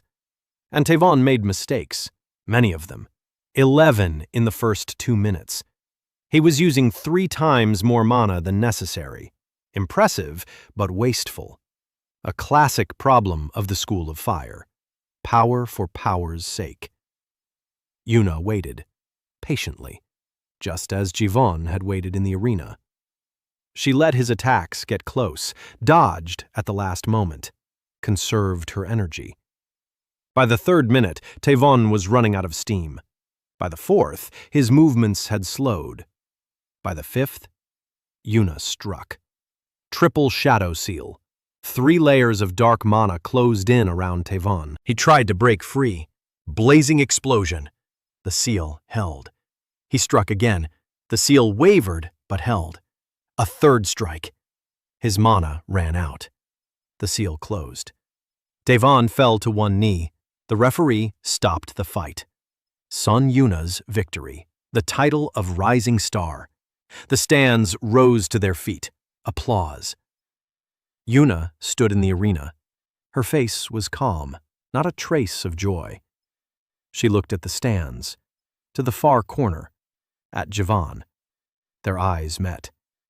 She knew what he was looking at, knew he saw every mistake she made. 3 mistakes. He saw them, and she knew he saw them. She looked away first. After the awards ceremony, Jivon returned to the library. Work on the blood seal. Day 6. The formula had been broken down into its elements. 42 components. 39 standard to the School of Blood. 2 unknowns. 1 from the original language, the one Emily had shown him. He was working on the shadow knot, a small element of counterweaving that needed to be woven into the 4th movement. The problem was compatibility. Shadow and blood. 2 schools that do not intersect in standard classification. But in the primordial language, there is no division into schools. There is only magic. 1. And if a symbol from the primordial language is used as a bridge, then shadow and blood can be united. Theoretically. He drew diagrams, crossed them out, drew them again. Emily sat behind the counter and watched him over her glasses. She didn't approach. She didn't ask. But he saw how she glanced at his papers. She wanted to know. She wanted to see. On the 8th day of work, he called her over. He simply said her name. She looked up. He pointed to the chair across from him. She walked over, sat down. He unfolded the papers, showed her the formula, the whole thing, 42 components, and the shadow node he was designing, and the bridge made of the primordial symbol. She watched, for a long time, in silence. Then she began to speak, slowly, carefully, choosing her words. She said that the bridge was impossible without a 3rd element. A symbol of the primordial language alone cannot bear the load of 2 schools. A stabilizer is needed, an element that will hold the bond together. Jivon looked at her. She was right. He knew it. He had been trying to work around the problem for 3 days. He couldn't. A stabilizer is needed, and the only stabilizer he knew of was an element of the primordial magic. Not a symbol, a living element. A word in the primordial language spoken aloud at the moment of activation. He couldn't do that. Or rather, he could, but uttering a word in the primordial language isn't just a sound. It's an event. The last time he had uttered such a word in his mind while in prison, the walls had trembled. Out here, the consequences were unpredictable. Someone might hear. Someone had already heard. That symbol he had drawn for Emily. That nameless one deep within the continent who had opened his eyes. He told Emily. Not everything, just part of it. He said he knew of the stabilizer, but using it would attract attention. She asked whose. He said the creatures who speak the same language, the nameless ones. Emily turned pale. She knew about the nameless ones. The whole continent knew. Creatures from the depths, magic that cannot be reflected, armies that lose battle after battle. She asked what the connection was between the original language and the nameless ones. He said that the nameless ones do not use the 8th school. They use what existed before the 7 schools. Primordial magic. That very magic. Emily took off her glasses, wiped the lenses, put them back on. Her hands weren't shaking. They were still. Complete control. She said that if this was true, then the entire war against the Nameless was based on a mistake. They were trying to counter them with spells from the 7 schools. But the 7 schools were branches, and the Nameless were the root. A branch cannot counter the root. Javon nodded. She understood. Faster than he expected. 15,000 volumes read is not just memory, it's a way of thinking. She said she needed time to process it. She stood up. She went back behind the counter. The next morning, a glass of water was sitting in its usual spot. But a note lay next to it. 3 words, small, neat handwriting. I want to help. Ari came to him 2 days later, the training hall, evening. She stood at the entrance and waited. He showed her the formula, rewritten. 42 components, plus the shadow node, plus the bridge, minus the feedback loop. She looked at the paper, then at him. She asked if this was real. He said it needed to be tested, but to test it, she would need to activate the modified formula. Just once, under his supervision. If anything went wrong, he would insert a counterweave and stop the process. She asked what could go wrong. He honestly said he didn't know. The formula had worked the same way for 800 years. Rewriting it meant changing what was recorded in the blood of 20 generations. The body might not accept the change. It might reject it. It might hurt. She listened. Then she said she was already in pain, every day. The blood seal reminded her of itself every time she used it. A throbbing pain in her ribs, cramps in her wrists, nosebleeds after powerful spells. She is 17 and feels like she's 50. She said she was ready. Javon nodded. They began. Ari stood in the center of the hall. She raised her hands. She began to weave the blood seal. First movement. A red glow flowed through her fingers. Familiar. Native. Second movement. The mana intensified. Third. Javon stood beside her, close, within arm's reach, watching every gesture, every flow of mana. The fourth movement. Here. He told her to stop. She froze. The spell hung unfinished. Mana pulsed. The red glow flickered. He reached out, touched her wrist, just as he had touched Mina's wrist in the arena, 2 fingers on her pulse, his thumb on the mana channel. He felt the flow, hot, thick. The school of blood. Completely different from the shadow. Shadow is cold and thin. Blood is hot and heavy.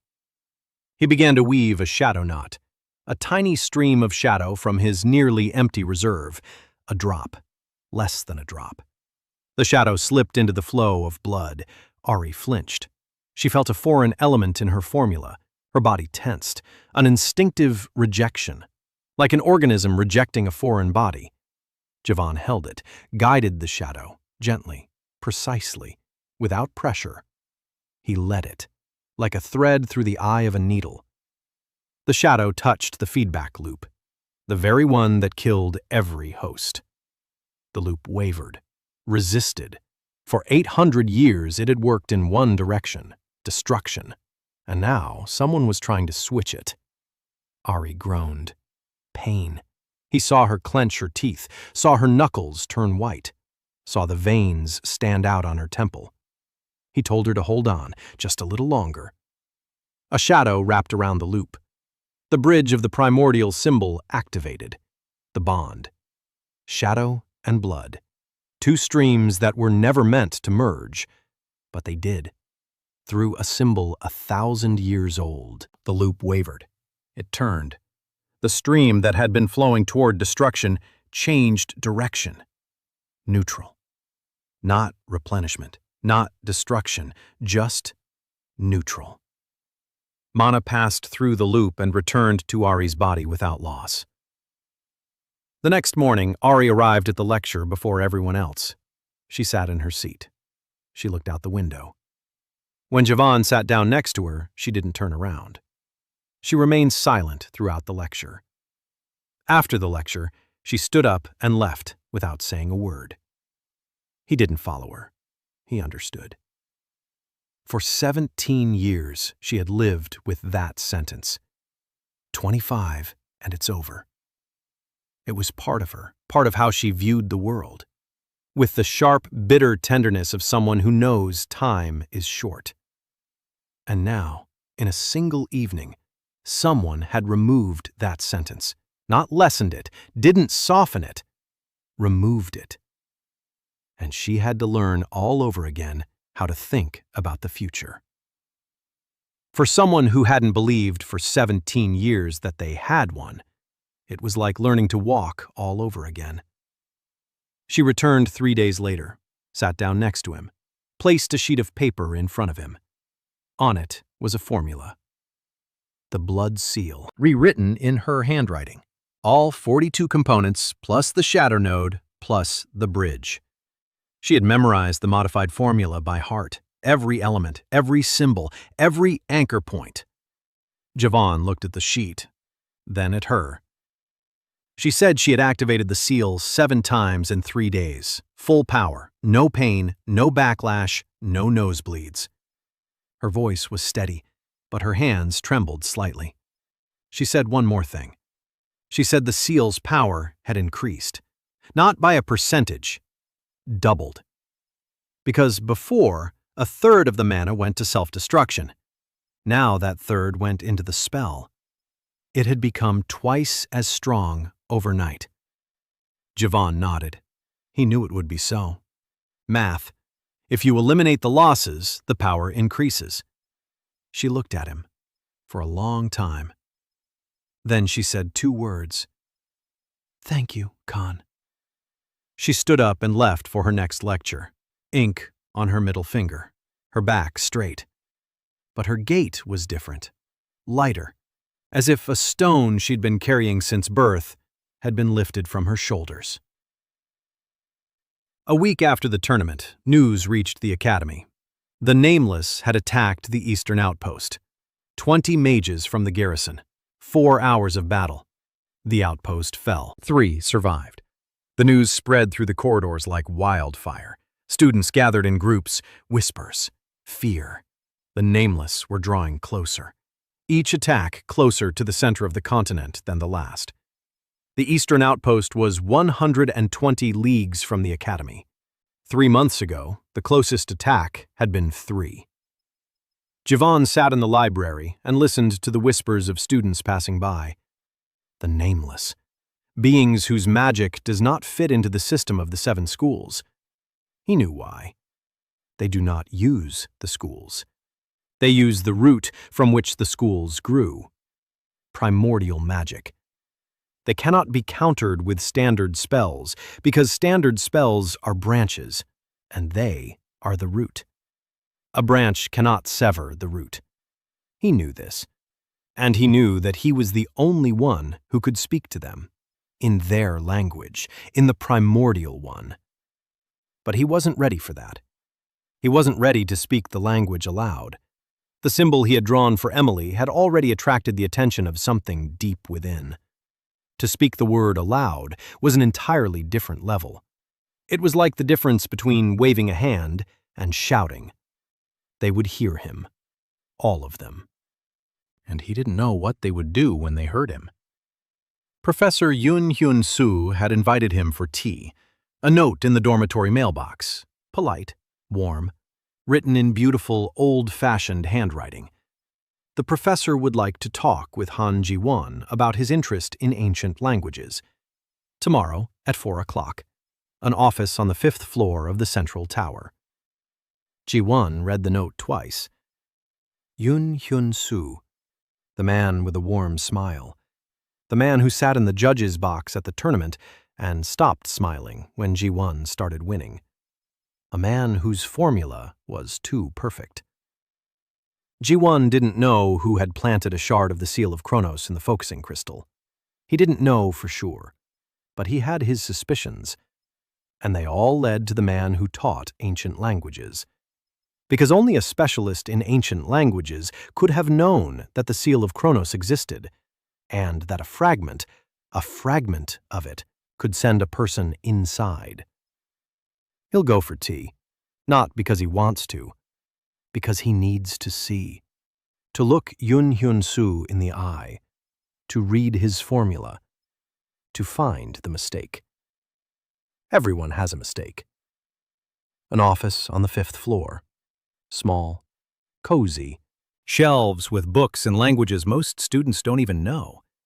A table with a teapot and 2 cups. Hyun-Soo was sitting by the window. Light fell on his face. A smile. Warm, soft, familiar. He stood up when Ji-won entered. He offered him a seat, poured tea. His movements were smooth, polished. A man who had drunk tea in this office with 1,000 students. Ji-won sat down, took a cup. The tea smelled of jasmine. Good tea. Expensive. Not like what they serve in the academic cafeteria. Hyun-Soo started the conversation, easily, casually. He asked how Ji-won's studies were going, how he liked the ancient languages course. Had he read anything interesting lately? Ji-won answered briefly. Studies were fine. The course was interesting. He'd read a few things. Yoon nodded. He smiled.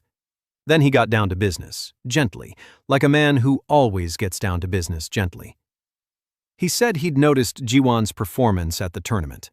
Unusual technique, very economical, very precise.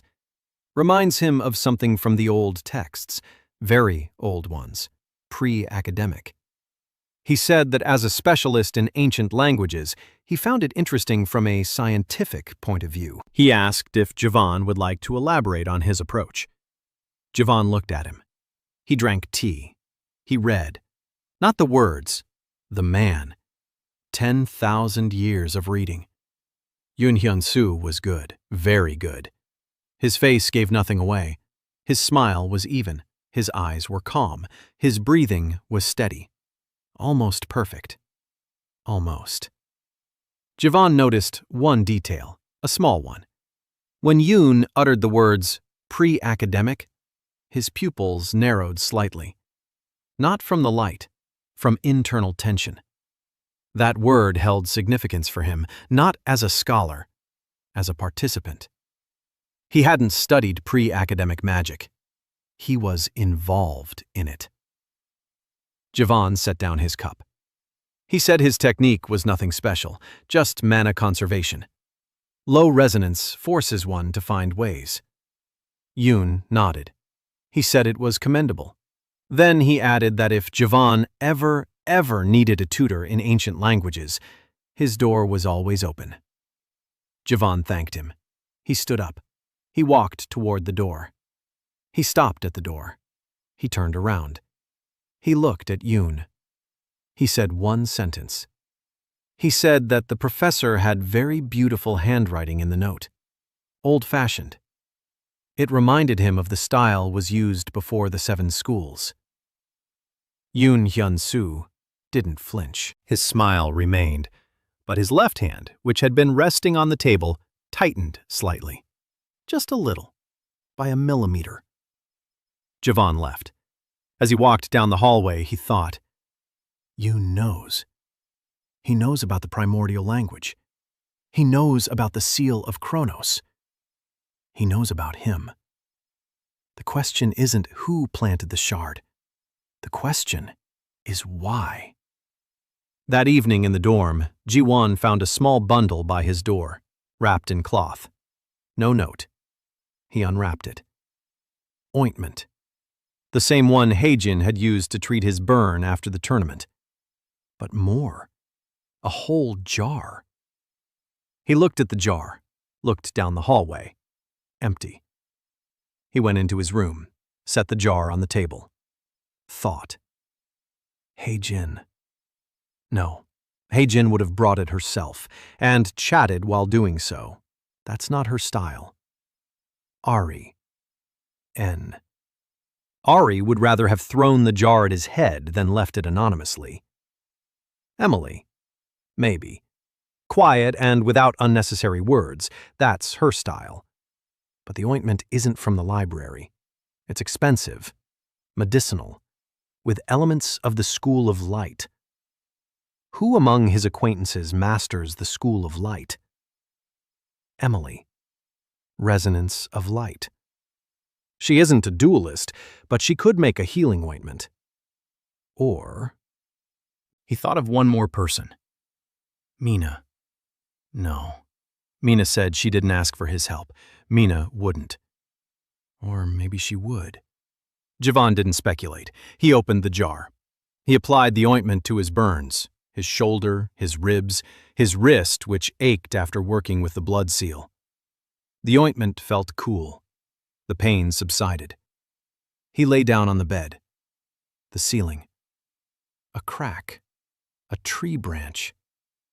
Whoever left the ointment knew he was in pain and took care of him. Silently. Without expecting gratitude. After 10,000 years of solitude, this was more than just a jar of ointment. 3 days later, Mina approached him in the hallway, abruptly, without warning. She stood in front of him and blocked his path. She said she'd gone to the Academy's healer. She'd had her left mana channel checked. Micro cracks, early stage damage. The healer said that if she had continued to strain her left arm at full power for another 2 or 3 battles, the channel would have ruptured. Recovery would take 6 months, with no guarantee of a full recovery. She said this while looking him in the eyes. Directly. Without thanks, without apologies. Just the facts. Then she silently held out her hand. In her hand was a jar of ointment. The same one. The same ointment, with elements of the school of light. Not Emily. Mina. She left the ointment at his door, the heiress of the Jun house, who said she hadn't asked for his help. She couldn't say that. She just held out the jar. He took it. She turned and left, quickly, without looking back. The tips of her ears red. That night, Ji-won lay awake, thinking of Yoon Hyun-soo, of the pupils that narrowed at the word academic, about the hand that tightened by a millimeter. Yoon knew about the primordial language. Yoon taught ancient languages. Yoon had access to the library's archive sections, to those books Ji-won had no access to. Yoon knew about the seal of Kronos, enough to obtain a shard, enough to place it in the crushing crystal. A month passed. Quiet, steady.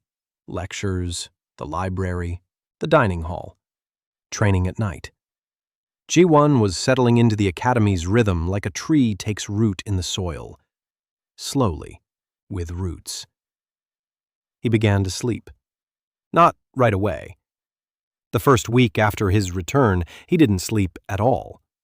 The second week, he'd fall asleep for 20 minutes and wake up in a cold sweat. A prison. Stone walls.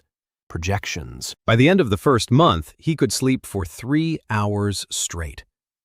For a man who hadn't closed his eyes in 10,000 years, It was like learning to breathe all over again. He ate 3 times a day: rice, soup, tofu, fish, sometimes meat. Hejin sat across from him and chatted, every day, without exception. She became his anchor, a small, chatty girl who complains about her homework and doesn't notice that she's sitting across from a being older than any mountain on the continent. Or maybe she did notice, but she didn't care. The circle formed on its own, not because Javan called it together, because people are drawn to those who truly see them. Hejin at lunch every day. Ari in class, right there, silent, but there. Emily in the library, a glass of water and notes with questions about the primordial language that they discussed in whispers in the evenings. Mina in the hallway. Chance encounters that weren't so chance. She walked by and didn't say hello, but she walked by every day at the same time. Yuna. She didn't approach him, didn't speak, but he felt her gaze. In lectures, in the cafeteria, in the hallways. She watched, studied, waited for him to be ready to answer her question. How do you know our script better than we do? One morning, Hejin came to lunch with red eyes. She hadn't been crying, but it was clear she wanted to. She sat down silently, didn't talk. She ate rice and stared at the table. Javan waited. He didn't ask. 10 minutes later, she spoke. Her family had received another bill, a debt for her mother's medical treatment, an amount they couldn't cover. The scholarship covered tuition, but not family debts. If the debt wasn't paid by the end of the semester, the creditors would begin collection proceedings. They would take the family's house, the only thing they had. She spoke quietly, without tears, with that calm hopelessness people have when they've already cried themselves out and only emptiness remains. Javan listened. He thought. He couldn't give her money. He didn't have any. The Han family was from an impoverished branch of the family. They were barely getting by themselves. He couldn't get in the politics of debt. He had no influence, no connections. But he could do something else. He asked what her next exam was. She looked up. Combat magic practice, in a week. A full-scale sparring match against the examiner. If she scored above average, her scholarship would be increased. The expanded scholarship included housing assistance. Not a solution, but a reprieve, enough to buy some time. He said he would train her, every evening, until the exam. She looked at him, asked why he was doing this. He shrugged, said the rice in the dining hall tasted better when someone noisy was sitting across from him. She almost smiled. Training with Hejin, every evening after dinner. The small training hall. 2 hours. He didn't teach her new spells. She didn't have the mana for them. Instead, he taught her what he himself had learned. Economy, precision, reading the opponent, stone skin. She kept it up for a minute. He showed her how to use 10% less mana per second. 3 days later, she kept it up for a minute and a half. Earth Shield, standard defense. She cast it as she'd been taught, by the book, with 3% excess consumption. He cut the 3%. The shield became thinner but stronger. Earth Spikes, attack. She anchored them to the floor as she'd been taught, wide, scattered. He showed her how to anchor them to a single point, one spike, but precise, in a specific place, at a specific moment. She asked why she needed 1 spike when she could have 10. He said that 10 spikes meant 10 seconds of mana consumption in battle. 1 spike in the right spot meant victory in 1 second. She didn't understand. On the 4th evening, she understood. He placed a training dummy in front of her. He said, "Attack." She threw 10 spikes. 7 hit. The dummy stood its ground. He said, "Try 1." At spot on the left knee. She concentrated. 1 spike. Spot on. The dummy collapsed. She stood and looked at the fallen dummy, then at Jivan, then at her hands. 1 spike, 1/10 of her mana, 10 times the effect. She began to understand. On the 5th evening of training, the gym door opened. Mina, standing at the entrance, arms crossed, a stony face. She said she was just passing by, heard a noise, came in to check. Jivan knew she wasn't just passing by. The small training hall in the basement of the East Wing. People don't just pass by there. They go there on purpose. He said nothing. He-Jin looked at Mina with the admiration that 16-year-old girls feel for the best dueler in their class. Mina stood by the wall. She watched as He-Jin practiced her single thrust. She said nothing. 20 minutes later, she said that He-Jin was placing her foot incorrectly during the attack. Her left foot was turned outward. She was losing her balance. He-Jin listened. She corrected it. The thrust became more precise. Mina nodded. She didn't leave. She stayed until the end of the training session. She came back the next evening, and the third. On the 4th evening, she took off her uniform jacket. She stood across from He-Jin. She said she would be her sparring partner. He-Jin turned pale. Mina is one of the strongest in the class.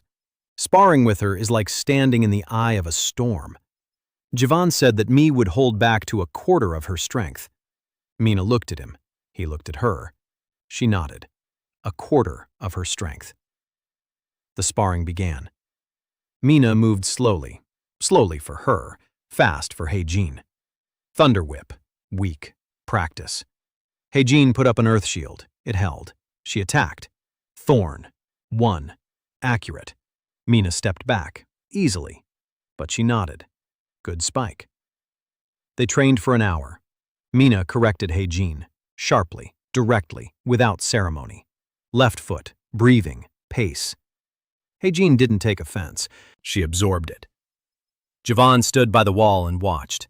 Mina was teaching He-Jin, not because Jivan asked, because she couldn't walk past a mistake without correcting it. It was in her nature. Heiress of the House of Chon, raised as a weapon, but a weapon that remembers how to teach. After training, Mina lingered. He-Jin left. They were left alone. Mina sat on a bench, stretching her right hand, a habit. Her left hand, the mana channel, micro cracks. She had been treating them for 3 weeks now. The healer had applied a restorative weave. The pain was fading, slowly. She looked at Jivan. She asked why he had given up at the tournament. He could have won. She had seen it. Now, after 3 weeks of watching him train with He-Jin, she understood that he could have beaten not only her, anyone at the tools. She asked why he had lost. He was silent. Then he told the truth, part of the truth. He said he didn't want to attract attention. She asked whose. He said the people who ask questions he can't answer. She looked at him for a long time. Then she said she had a question too, but she wouldn't ask it. Not yet. She stood up. She left. At the door, she turned around. She said she would come back tomorrow, for training. He nodded. He-Jin's exam. Combat magic practice. The large training hall. Examiner. Instructor Om. He-Jin stepped into the arena. Small. In her uniform with a patch on the elbow. Opposite her, Om. Not at full strength. Exam format, but serious enough. He attacked. Shadow loop, basic, slow, exam level. He-Jin didn't panic. She cast Earth Shield. Clean, thin, without wasting mana. Om was surprised. He upped the level. Double loop, faster. He-Jin stepped aside. Precise step, no panic. Calculation. Counterattack. Earth Spike. 1. Right under Om's supporting leg. Om stepped over it. Easy. But he nodded. Good spike. The fight lasted 3 minutes. He-Jin didn't win. The examiner doesn't lose in an exam. But she held out for 3 minutes against the instructor. No freshman before her had lasted more than a minute. Ohm stopped the fight. He looked at Hejin. Second month at the academy. Night. Jivan was training in an empty hall. Shadow step, counterweave, over and over. His body was starting to obey him better. Not perfectly, but better. The gap between knowledge and body was narrowing, slowly. Every night by a millimeter, by a fraction of a second. He finished the set and sat down on the floor. Sweat, heavy breathing, mana at 0. Again. Always at 0. His reserve was like a glass of water in the desert. Just enough for a sip. Every sip had to be perfect. He heard footsteps. Light. Silent. Almost silent. Silent to an ordinary person. To a person who had listened to silence for 10,000 years, they were as loud as a drum. Yuna. She entered the hall. Moonlight. Just like the first time. But now she wasn't standing by the door. She walked across the entire hall and sat down on the floor next to him, a meter away, in silence. He was silent. She was silent. A minute. 2. 3. Then she said she'd been watching him for 2 months. His fights at the tournament, his training sessions with the freshmen, how he sat in the library and pored over formulas he wasn't supposed to understand, how Jung Mina, who doesn't speak to anyone below 3rd rank, came to his training sessions, how Soari, who doesn't let anyone come within 2 meters of her, sat next to him in lectures.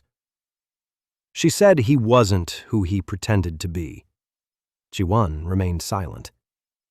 She turned to him, looked him in the eyes, said that her brother, Hyun-jae, had received a warning from the house. The family had found out that Ji-won had made it through 3 rounds of the tournament. 3 rounds, with 0 resonance. That's impossible. The Sun House believed that Ji-won was hiding his true resonance, that his 0 level was a fake, and that Hyun-jae had been humiliated not by accident, but as part of someone's plan. Some house or faction using Ji-won as a tool. The Sun House was preparing a response. Not schoolyard skirmishes, not hallway brawls. A formal challenge. A duel of honor. According to the laws of the continent, if Ji-won refused, shame would fall upon the entire House Han. If he accepted, he would lose and be exiled. Or he would win, and then House Sun would lose face and respond not with a duel, but with war. Yuna spoke quietly, calmly, without emotion. She stated the facts. She had come to warn him, not as Hyun-jae's sister, not as the heiress of House Sun, but as a person who wanted to understand who stood before her before the house's machine crushed him. Ji-won listened. He stared at the moonlight on the floor. He thought. A duel of honor, formal, public, before the Council of 7. Refusal is impossible. Acceptance is dangerous. He asked who the Sun House would put forward. Yuna said it hadn't been decided yet. If they decided on a light punishment, they'd put forward Hyun-jae. If it was serious, they'd put forward her. Sun Yuna. The Academy's best duelist, the winner of the Ascent tournament. He looked at her. She was sitting next to him on the stone floor, in the moonlight.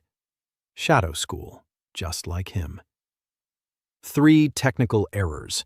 A millisecond delay exiting the shadow step. Her right shoulder on the blades. A blink before the seal. 3 errors. He could have pointed them out, could have told her right now, but he didn't. Instead, he asked why. Why she had come. Not formally, for real. Why would the heiress of the House of Sun come at night to a man whom her house intends to destroy? She was silent for a long time. Then she told the truth. She said she was afraid. Not of Jivan, not of the duel. She was afraid of what was happening to the House of Sun. Hyunjae is growing weak. Her father is growing old. The elders are squabbling over influence. The nameless are closing in. And against this backdrop, the house is wasting resources on revenge against a sophomore instead of preparing for the real threat. She said she needed someone who could see things more clearly than she could, someone who knows what she doesn't. She said that when Hyunjae showed her the triple seal with its collapsed formula, for the first time in her life, she thought that maybe everything she'd been told about the Sun House's magic wasn't the whole truth. Jiwon looked at her. An 18-year-old girl who carries the house on her shoulders and knows it's crumbling. Who came to a stranger at night because her own people wouldn't listen. He made a decision, said he'd show her something, stood up, reached out his hand. She took it. He lifted her off the floor, stood opposite her, 2 meters apart. An arena. He said she would start with the triple seal of shadow, that very one, the House of Sleep formula. She frowned, began to weave. First gesture, second, third. Jiwon watched. On the 4th gesture, he told her to stop. He showed her the 4th gesture, the same one she was doing, but with a microscopic difference. A 2-degree twist of the wrist. 2 degrees. She repeated it. The seal changed, not drastically, but noticeably. The mana flowed more densely, more evenly, more efficiently. Yuna froze. She looked at her hands. She looked at Jiwon. He showed the 5th gesture, the 6th, the 7th, each with the same microscopic correction. She repeated them. Each time, the seal became purer, stronger, more economical. When she finished the full sequence, the seal glowed with an even, dark light. Not like before, not a jagged flash of shadow, but an even, deep glow. Like a shadow that knows its place. Yuna stood with her hands raised and looked at her seal, at the formula she had been taught since childhood, which was the pride of the Sun House, which had not changed in 300 years, and which Jiwon had just improved in 10 minutes, without a single new element, simply by removing the errors that had accumulated over 300 years, passed down from teacher to student. She lowered her hands. The seal faded. She turned to him. Her face was calm, but her eyes were shining. She asked in the voice one uses when they already know the answer will change everything. "How many years have you actually lived?" Jiwon looked at her. For a long time. Moonlight on the stone floor. Silence. A living silence. He said the number. 10,000. She didn't flinch, didn't recoil, didn't call him crazy. She stood and looked. Then she nodded, once, like someone who had heard confirmation of what they already knew. She said one thing.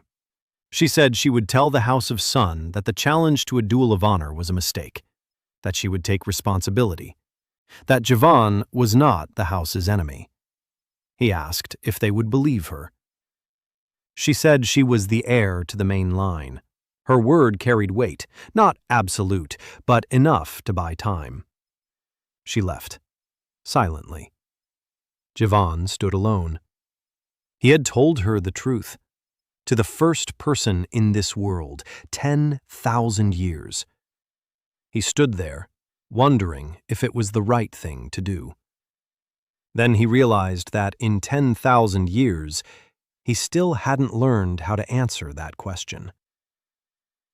The next morning, Jiwon was summoned to the academy director's office, for the first time in 2 years of study.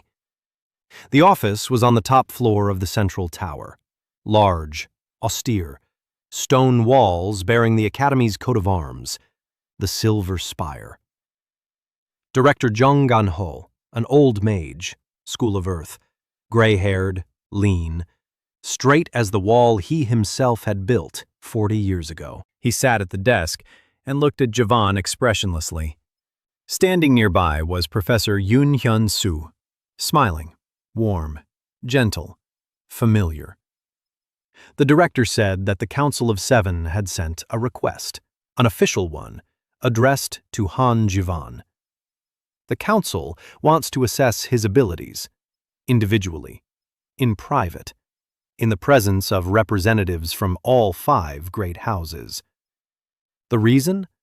Unusual results at the Ascension tournament, use of techniques not corresponding to his documented resonance level, suspicion of concealing his true rank. Ji-won listened. His face was calm, inside cold. The Council of Seven, a closed evaluation, the 5 great houses. They will force him to show his maximum. They will measure his resonance. They will see that it is 0, truly 0. And then there will be even more questions. How does 0 resonance win the tournament? How does 0 resonance break the House of Song's triple seal? How does 0 resonance cast spells from any school? He looked at Yoon. Yoon was smiling, gently, warmth. His left hand rested on the table, relaxed, not a trace of tension. But Javan saw something else. He saw that Yoon was standing 3 centimeters closer to the director than necessary for mere presence. The position of an advisor, not an observer. Yoon wasn't just standing nearby. He was directing. The request from the Council of Seven had passed through Yoon. Javan gathered them in the library. Evening, 8th floor, the archives section, closed to students. Emily led them through the staff entrance. Ari, Haejin, Mina, Emily. 4 of them. He didn't call Yoon, not yet. She was the heir to the Sun House. It was too early to trust her completely. They sat down at a round table in the center of the archive. Old books on the shelves. Dust. The smell of paper and leather. The dim light of a magic lamp. Javan was silent for a minute. He looked at them. 4 faces. 4 people to whom he had given something over the past 2 months. Haejin. Removed the extra syllable. Trained every evening. Mina. Warned her about the channel. Brought her to training. Ari. Rewrote the seal. Gave her years of life she never had. Emily. Split the language. Showed the symbol. Found a kindred spirit. They came because they trusted him, not because he asked. He began to speak. Not everything, just part of it. He said that in 3 weeks, the Council of Seven would conduct a closed evaluation of his abilities. He said that if the council saw what he was capable of, questions would arise that he couldn't answer. He said that if he failed the evaluation, he would be accused of concealment and might be expelled. Haejin asked how he could fail the evaluation if he was stronger than everyone else in the class. He said he wasn't stronger. His resonance was 0. Truly 0. He has less mana than any freshman. His strength isn't in power. His strength is in knowledge, in precision, in reading errors. But the council won't be measuring precision. The council will be measuring power. And in terms of power, he's last in the academy. The 4 of them looked at him. Silence. Ari spoke first. She asked what he was proposing. He said he didn't know. That's why he'd gathered them. He needed ideas, not a plan. Ideas. Because on his own, he'd be thinking in one direction for 10,000 years. He needed other minds. Mina said that the Council of Seven's evaluation included 3 elements: the resonance measurement, a demonstration of combat skills, and a theoretical exam. She knew the format because her older brother had undergone such an evaluation 3 years ago. If he failed the resonance measurement but showed high results in combat and theory, the council might attribute the low resonance to an anomaly. Such cases had occurred. Rarely, but they had.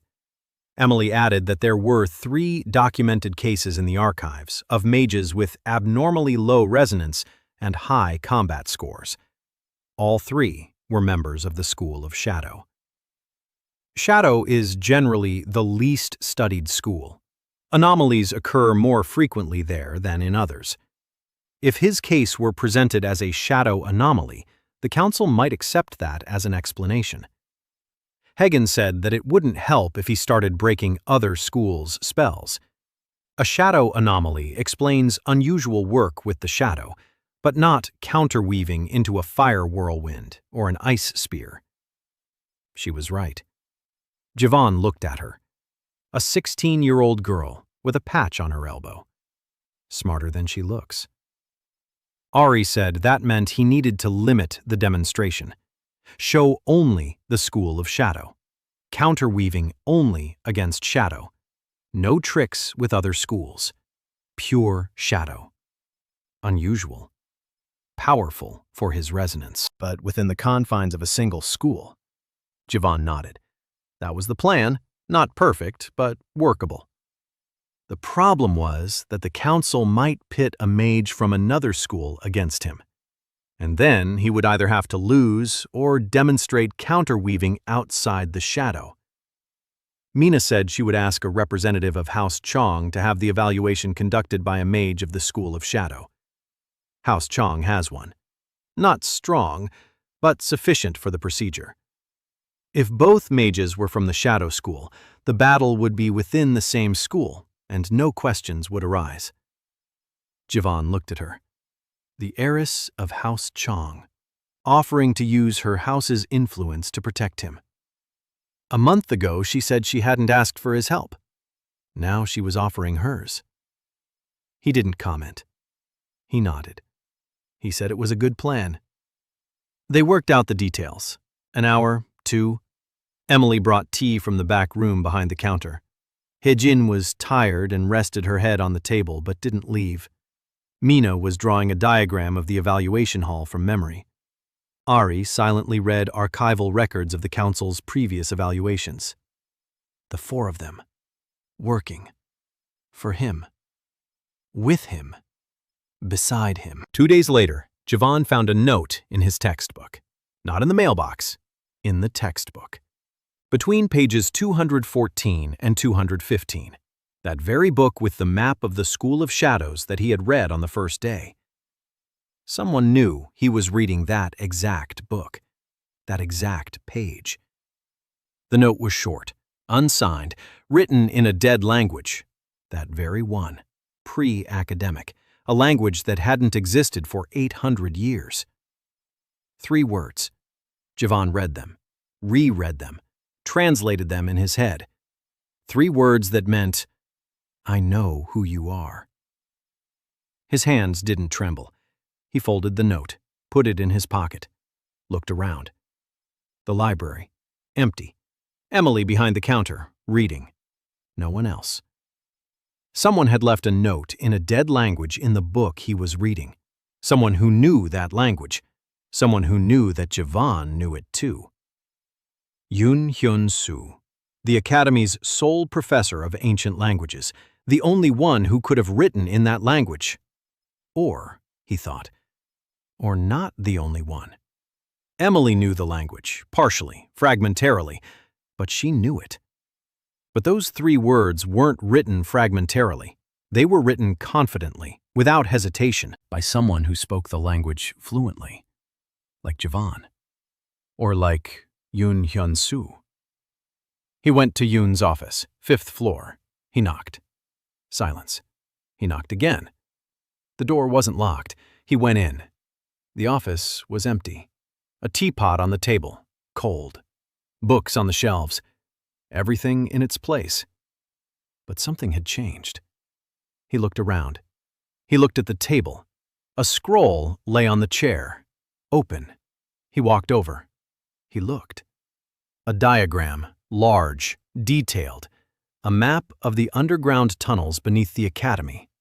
Old ones, pre-academy, built before the Silver Spire, before the 7 schools.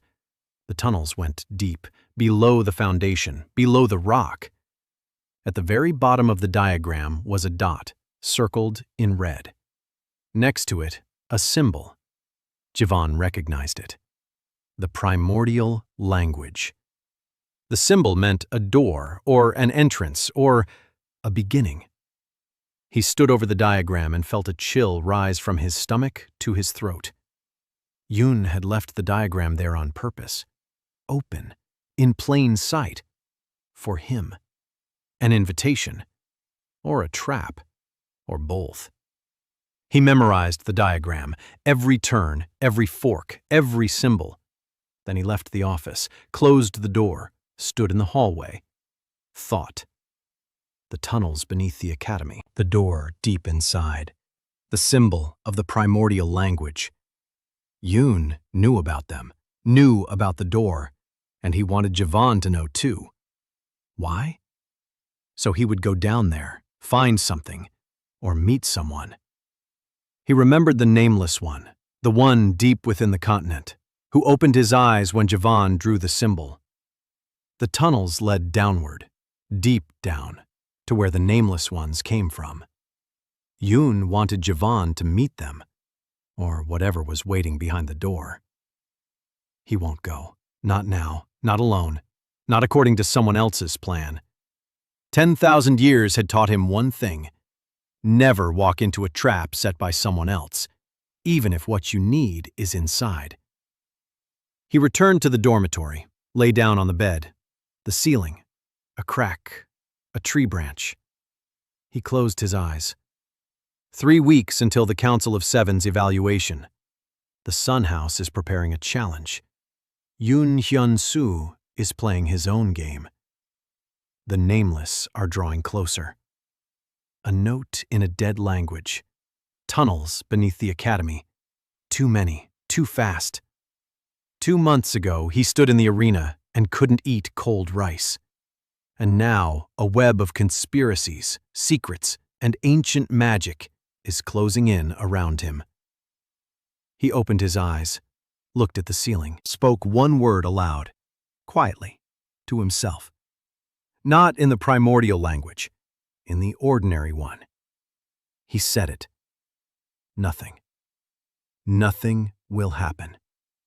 Because he, who has lived 10,000 years, won't let it. He has people by his side, for the first time in an eternity. And he won't lose them for the sake of anyone's plan, or anyone's secret, or for the sake of saving the world. People first, then the world. He closed his eyes, and for the first time in 2 months, he slept for 4 hours straight. No nightmares, no stone walls, just sleep. The Council of Seven's assessment, the Academy's underground hall, circular, stone walls without windows, magical lamps along the perimeter, cold white light. An arena in the center, 5 chairs around it, 5 representatives. The House of Chung, the House of Song, the House of Park, the House of Lee.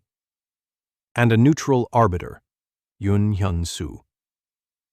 He sat in the 5th chair with the same smile, warm, gentle, familiar. Ji-won entered, academy uniform, clean, no patches, no scorched sleeves. He stood in the center of the arena and looked at the 5. 5 pairs of eyes. Each pair was assessing, weighing, classifying.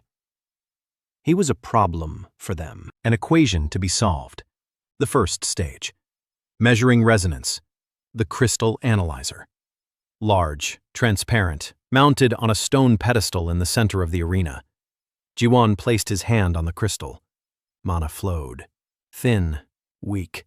The crystal barely glowed. A dim gray light. Level 0, below the minimum threshold. The representative of the Lee House frowned.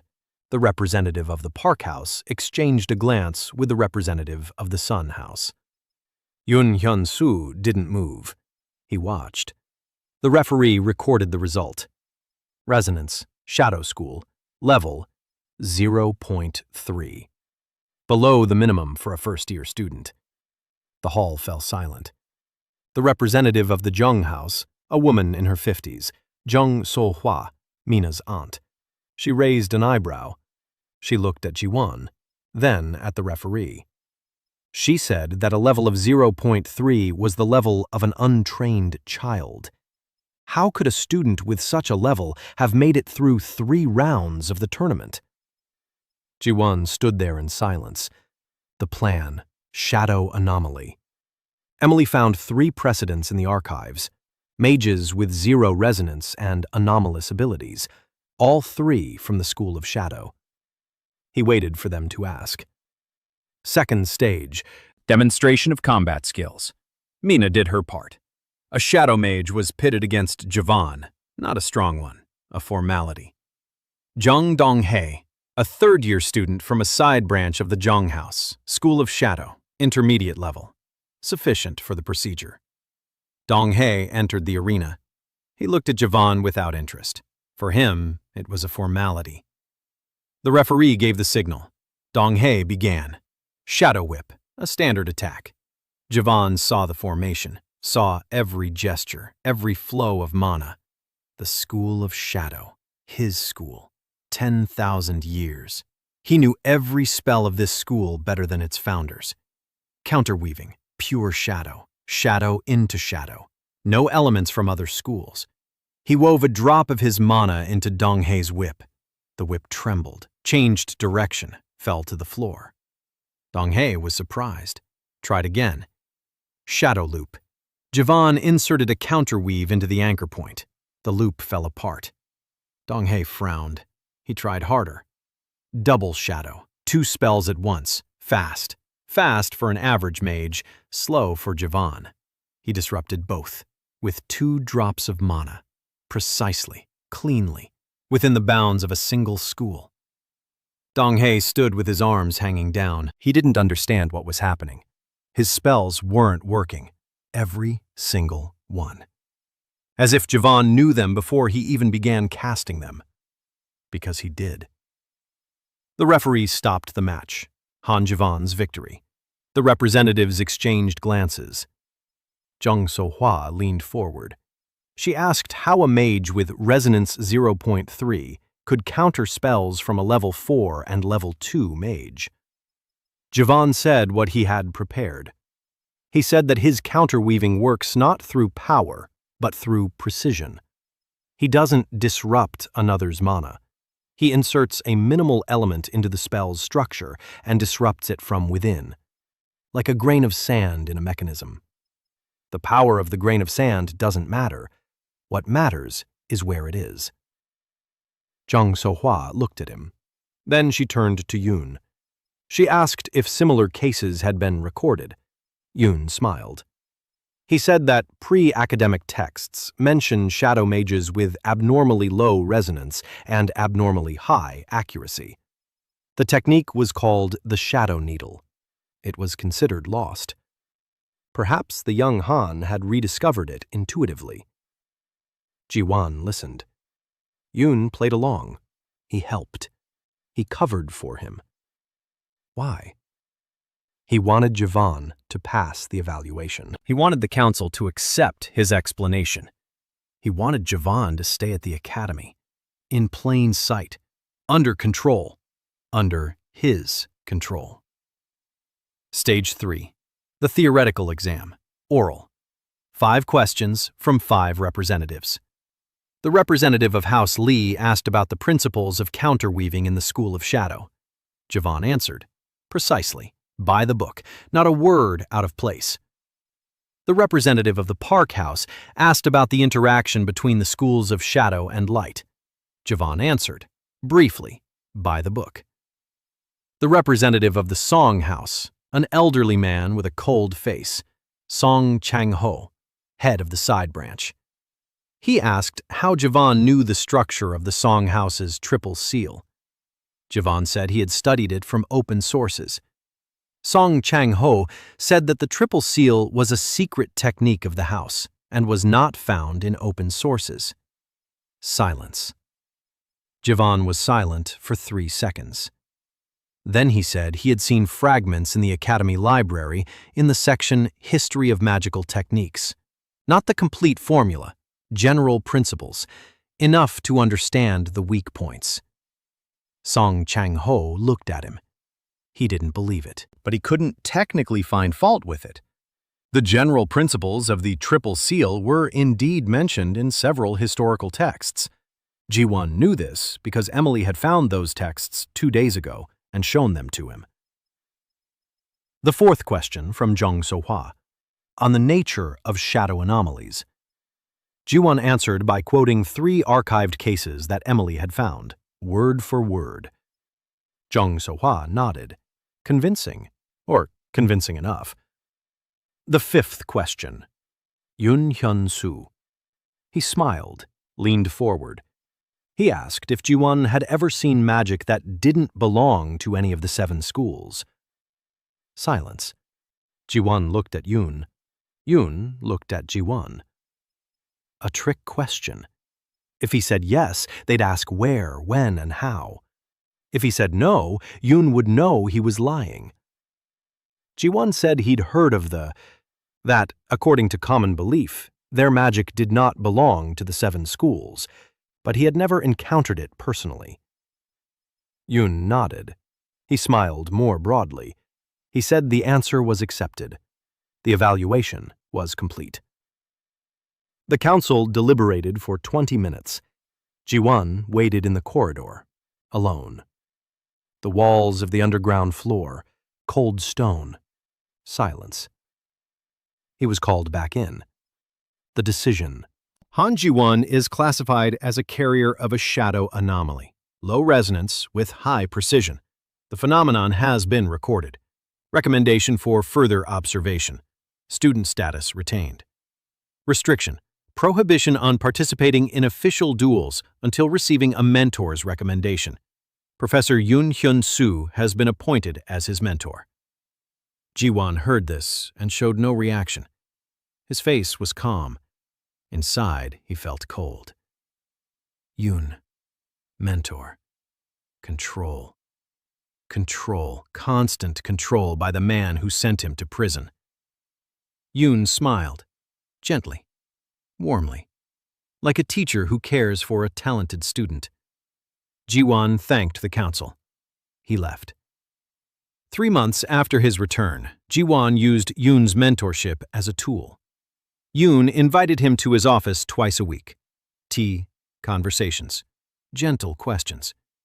Ji-won came, drank tea, answered cautiously. And every time Yoon left the office to get water or a book, Ji-won read. Everything that lay on the table. Scrolls, notes, maps. Yoon left them in plain sight, on purpose. He was feeding him, like a hunter laying out bait. Ji-won took the bait and memorized it. Because among the traps was real information. The map of the tunnels turned out to be accurate. He checked it, at night, alone. He found the entrance in the basement of the West Wing, behind an old door that hadn't been opened in 10 years. He went down 3 levels, no further. Enough to confirm that the tunnels existed, and that there was something down there. He could feel it. Not magic, a presence. As if someone were standing in the darkness around the bend, waiting. Not hostilely, patiently. He climbed back up, sealed the door with a shadow knot, a thin one, an inconspicuous one. If anyone passed through the door after him, the knot would break, and Ji-won would know. At the same time, he taught, without calling it teaching. Evening training sessions expanded. Haejin every day, Mina every other day. Ari joined a week after the evaluation, silently. She came into the hall, stood by the wall, watched. Then asked him to show her how shadow counterweaving works in combination with the blood seal. Ji-won showed her. Not a general principle, a specific technique. For her body, for her monoflow, for her modified seal. She tried it. It worked on the 3rd try. The blood seal and the shadow knot worked together, red and dark. Mana flowed smoothly, without loss, without pain. Ari stood with her arms raised and watched the red and black glow. Then she looked at Javan. She asked if he could teach her more. He said he could. She nodded. From that day on, she came every evening. He didn't give them power.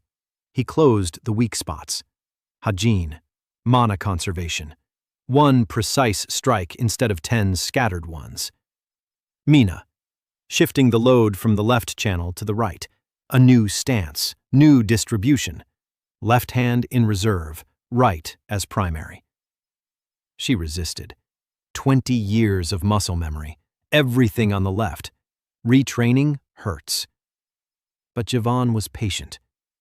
10,000 years of patience. He stood beside her and corrected her. Arm, elbow, shoulder, millimeter by millimeter. Once he corrected her stance, and his hand lingered on her elbow a second longer than necessary. He withdrew his hand.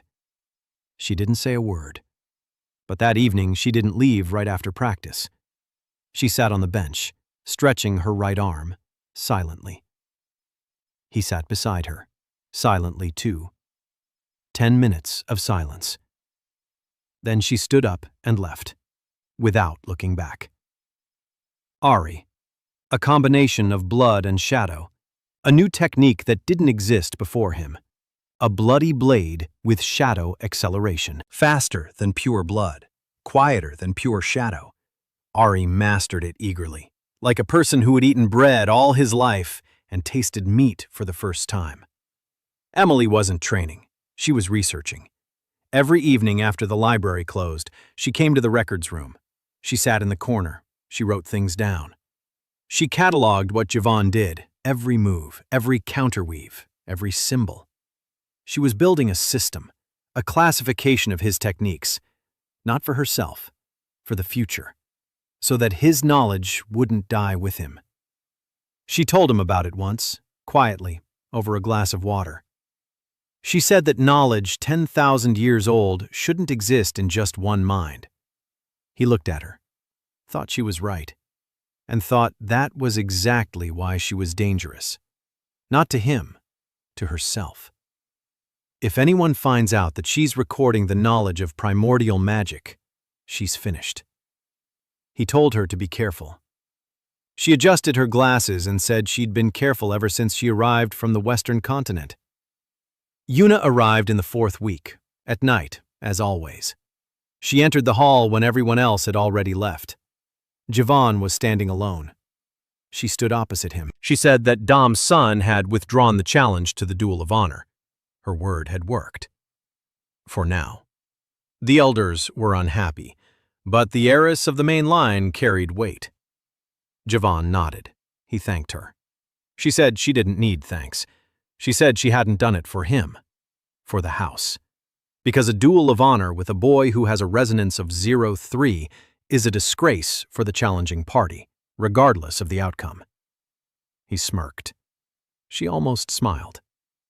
Then she said she wanted to train with him, like Mina, like Ari. He said she was already the best duelist in the academy. She said that being the best in the academy didn't make her the best on the continent. And the nameless don't care who's the best. They kill everyone the same. He looked at her. She was serious. Not pride. Fear. Real. Quiet. Controlled. The fear of an heiress who knows her house won't survive the war with the nameless. He nodded. From that evening on, Yuna trained with him. After everyone else. Last. They worked on the triple seal. He showed her corrections.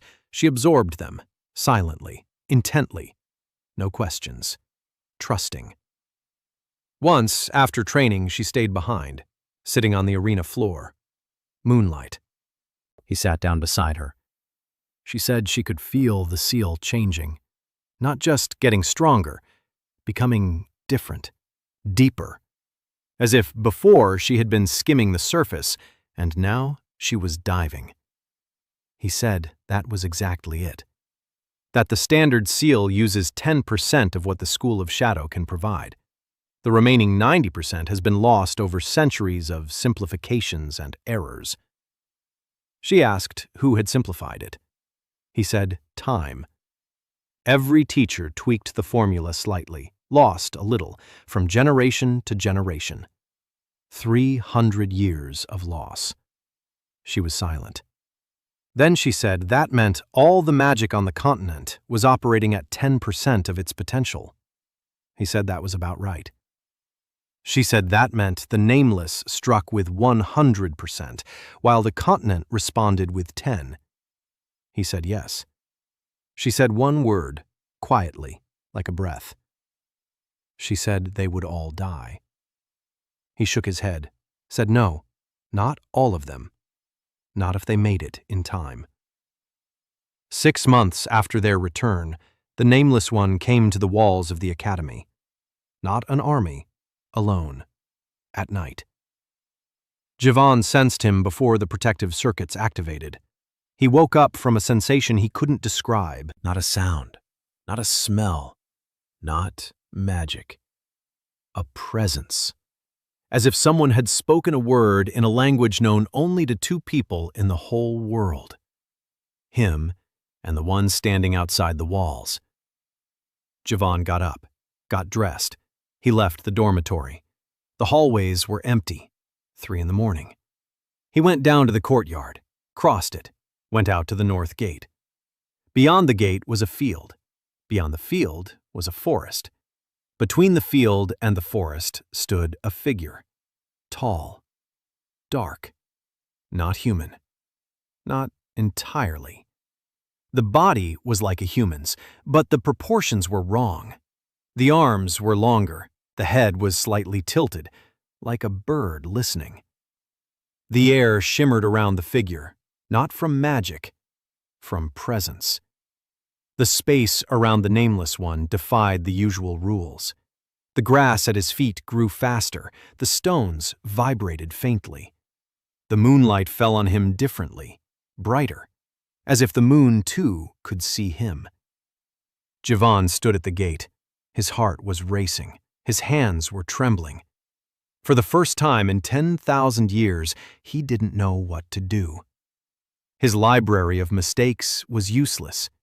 It contained not a single spell of the Nameless, not a single formula, not a single weakness. For the first time since his return, he was once again that boy who stood in the arena and couldn't defend himself. The Nameless One was looking at him, if he had eyes. It was hard to say. A dark, featureless face. But Javan felt the gaze.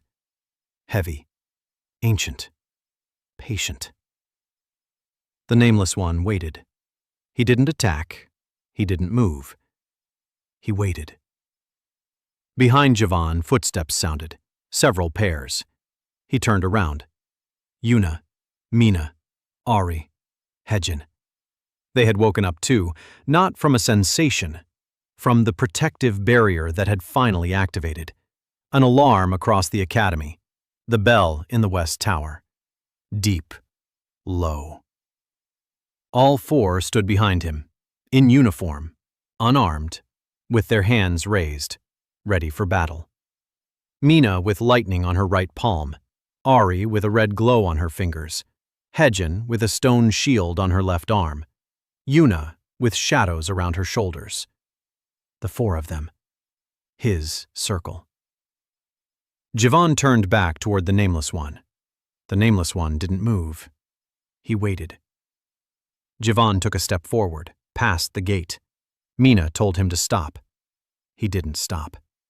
A second step. A third. He walked across the field toward the Nameless One. Alone. Without mana. Without spells. Without a plan. 20 meters. 15. 10. At 10 meters, he stopped. The Nameless One stood before him. Huge. Javan could feel his magic, not a school, not an element, something else, older, deeper. The root. Primordial magic. The very one, from which the 7 schools grew. The one he had heard within the prison walls for 10,000 years. The language before the split. The Nameless One breathed this language, existed within it. was it. Javan opened his mouth. His tongue wouldn't obey. His throat tightened. For 10,000 years he had studied this language in silence, pronounced the words in his mind, in the emptiness of the stone sphere. Never aloud. Never before anyone who might answer. He swallowed, gathered himself, and he spoke a word. One, in the primordial language. The word meant, "I hear." The sound was different, not like ordinary speech, deeper, heavier. The air around him quivered. The grass at his feet froze. The stones stopped vibrating. The Nameless One flinched. The creature that had struck terror into entire armies flinched at a single word from a 17-year-old boy. Because that word was the first word in his language spoken by a human in 1,000 years. The Nameless One bowed his head lower toward Javan and replied, not with a word, with a sound. A deep, vibrating sound that traveled through the earth and rose through Javan's legs into his spine. He did not understand the meaning, not entirely, but he sensed the intent. Not hostile. A question. The Nameless One was asking, "Who are you?" Javan spoke a second word. It meant the same. The Nameless One stood motionless, then slowly raised a hand, long, dark, reached out to Javan. Not a blow, not an attack, a gesture, like a person extending a hand for a handshake. Javan stood. He looked at the outstretched hand. Behind him, he heard screams. Mina was screaming at him to step back. Ari was screaming his name. Hedjin was crying. Yuna was silent. Javan raised his hand. He extended it toward the Nameless One. Their fingers touched. The world flashed. Not light, not magic. Knowledge. A torrent of information surged through the touch. Images, sounds, words, thousands of years compressed into a single second. He saw. He saw the world before the split. Unified magic, one language, one people, humans and the nameless. Not two races, one. Before the split. Before someone split magic into the 7 schools and divided those who remained true to the root from those who went to the branches. The nameless were not enemies. They were those who remained, who did not leave, who preserved the original. And the people were those who forgot, who simplified, who divided.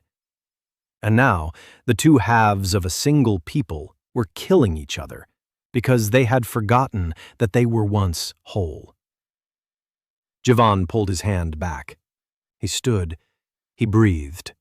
Tears flowed down his face, not from pain, from the magnitude of what he had seen. The Nameless One retreated, slowly, turned, walked toward the forest, silently, disappeared among the trees. Javan stood alone in the field. Then he turned and walked back toward the gate. 4 were waiting, their faces pale.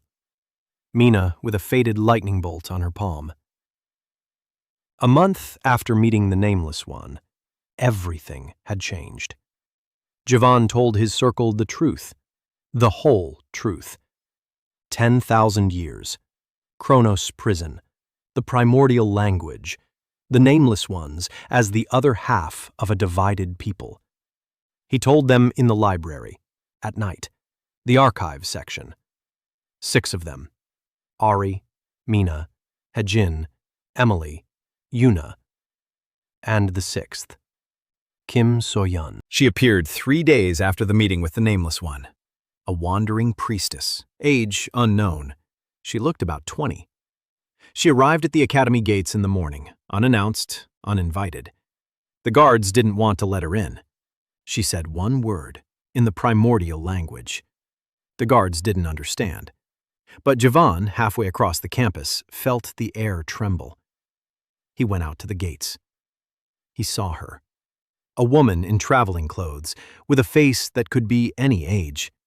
She was looking at him. He was looking at her. She spoke a phrase in the primordial language. He understood every word. She said she had been walking here for 200 years. 200 years, waiting for someone to speak a word in her language. And then, 3 days ago, she heard it, far away, but clearly. And she came. He led her into the academy, without asking permission. Yoon Hyun-soo saw this from his office window. His smile faltered for the first time. So-yeon was not like the others. She didn't speak much. She didn't ask questions. She didn't make demands. She came in the evening. She brought tea. She sat beside him. She was silent. Ji-won was silent with her. For hours. For the first time in 10,000 years, silence was not loneliness, but conversation. She understood. Not his words, his silence. Because she herself had lived 200 years in the same silence, the last of her kind, the last to speak the primordial language. She thought she would die alone. And here he was, a boy from the academy who had accidentally learned her language in a prison from which there was no escape. One night, he asked her about primordial magic, about how it works. So-yeon looked at him. She said that primordial magic doesn't work like the 7 schools. Schools are tools. Primordial magic is a conversation. Not a spell, but a dialogue with the world. You tell the world what you want. The world answers. Sometimes yes, sometimes no. You can't force it. You can ask. Javan listened. He thought about the 10,000 years he had spent forcing, countering, breaking, finding weak spots and striking them. All he knew how to do was destroy others' magic, not create it. So-yeon said that was why he was needed, because he knew both sides, destruction and dialogue, counterweaving and the primordial word, the 7 schools and the root. He is a bridge, not a warrior, not a weapon, a bridge. Yoon Hyun-soo came to him a week later, not with tea, without a smile. For the first time, without a smile. His face was gray, tired, old. He sat across from Javan in the small hall. He said that he knew who So-yeon was. He knew she was a bearer of primordial magic. He knew that Ji-won spoke her language, and he knew that the Nameless One had come to the walls and that Ji-won had spoken with him. Ji-won listened. Yoon continued. He said he had been waiting for this moment for 30 years. Ever since the day he found a description of the Seal of Kronos in an ancient text and the legend that within it lay a training ground for the one who would unite the fractured magic. He had been searching for a person, the right one, with a low resonance. Because a high resonance means a deep attachment to a single school. And he needed someone who wasn't attached to any. Someone who could contain everything. He found Javan, a sophomore with 0 resonance, the perfect candidate, and he planted the shard. Javan listened. His face was calm. Inside, nothing. Emptiness. That very emptiness of the first 1,000 years, when he cried in the stone sphere and didn't understand why. Yoon said he hadn't expected 10,000 years. He thought the seal would work in a few hundred, 1,000 at most. 10,000 was a glitch, an unforeseen one. And the fact that Javan had emerged from there unbroken was a miracle he hadn't planned on. Javan was silent. Yoon fell silent too. They sat facing each other, the old professor and the boy he had sent into eternity. Then Javan spoke, quietly, without anger, without resentment. 10,000 years had burned away his ability to take offense at anything less than eternity. He said there was an error in Yoon's formula, in the very formula he had used to activate the fragment of the seal. An error in the third component. Inconspicuous. Yoon had been using it for 30 years and hadn't noticed. Yoon turned pale. He asked what the error was. Jivan showed him, on paper. He drew the formula, circled the element. Yoon watched. His hands were shaking. He saw the error. Now that it had been pointed out to him, he saw it. 30 years. Jivan said he wouldn't kill him, wouldn't punish him, wouldn't take revenge. He said Yoon's punishment was that he would live out the rest of his life knowing that his life's work had been built on an error he hadn't noticed, and that the 17-year-old boy he had broken had found that mistake in 3 seconds. Yoon sat motionless. Then he stood up, slowly, with difficulty. He walked toward the door. He stopped at the door. He asked what Jivan was going to do next. Jivan said he was going to stop the war. Yoon nodded. He left. Jivan was left alone. He looked at the paper with the formula, at the mistake circled. Then he crumpled the paper and threw it away. The past. It was and is gone. 10,000 years ago. Preparing for the finale, Jivan worked, every day, with each of the 6, individually. Ari, the blood seal with the shadow bridge, the full version, not 10%, 70. Her body couldn't take any more. For now. Mina, the thunder whip transferred to her right hand, left in reserve. A new stance that compensated for the loss of the left channel. She had become different. Not weaker, different. Less powerful, but more precise. Like him. Hyejin, earth magic honed to surgical precision. 1 spike, 1 wall, 1 shield. Minimum mana, maximum effect. Yuna, the triple seal without error. Pure, profound. The seal that the House of Sun had lost over 300 years of simplification. Emily, not combat, knowledge. She had finished the classification. 200 pages. Every technique, every counterweave, every symbol of the primordial language that Jivan knew. Recorded, systematized, ready for transmission. Soyeon. She taught him. Not technique, language. How to speak to the world. Not to command, to ask. Not to break, to connect. He learned, slowly. Harder than anything in prison, because for 10,000 years he had learned to break, and now he had to learn to build. Year 2, spring. The Nameless approached the center of the continent. Not an army, many, dozens. They stood in a line along the Gyeongsang mountain range, 50 leagues from the academy. They didn't attack. They stood. They waited. The great houses were gathering their forces. 5 armies, 1,000 mages, the best of the best. Representatives from all 7 schools. Fire, ice, thunder, earth, blood, light, shadow. They were preparing for the final battle, the battle that would determine whether the continent would survive or perish. The Council of 7 had declared mobilization.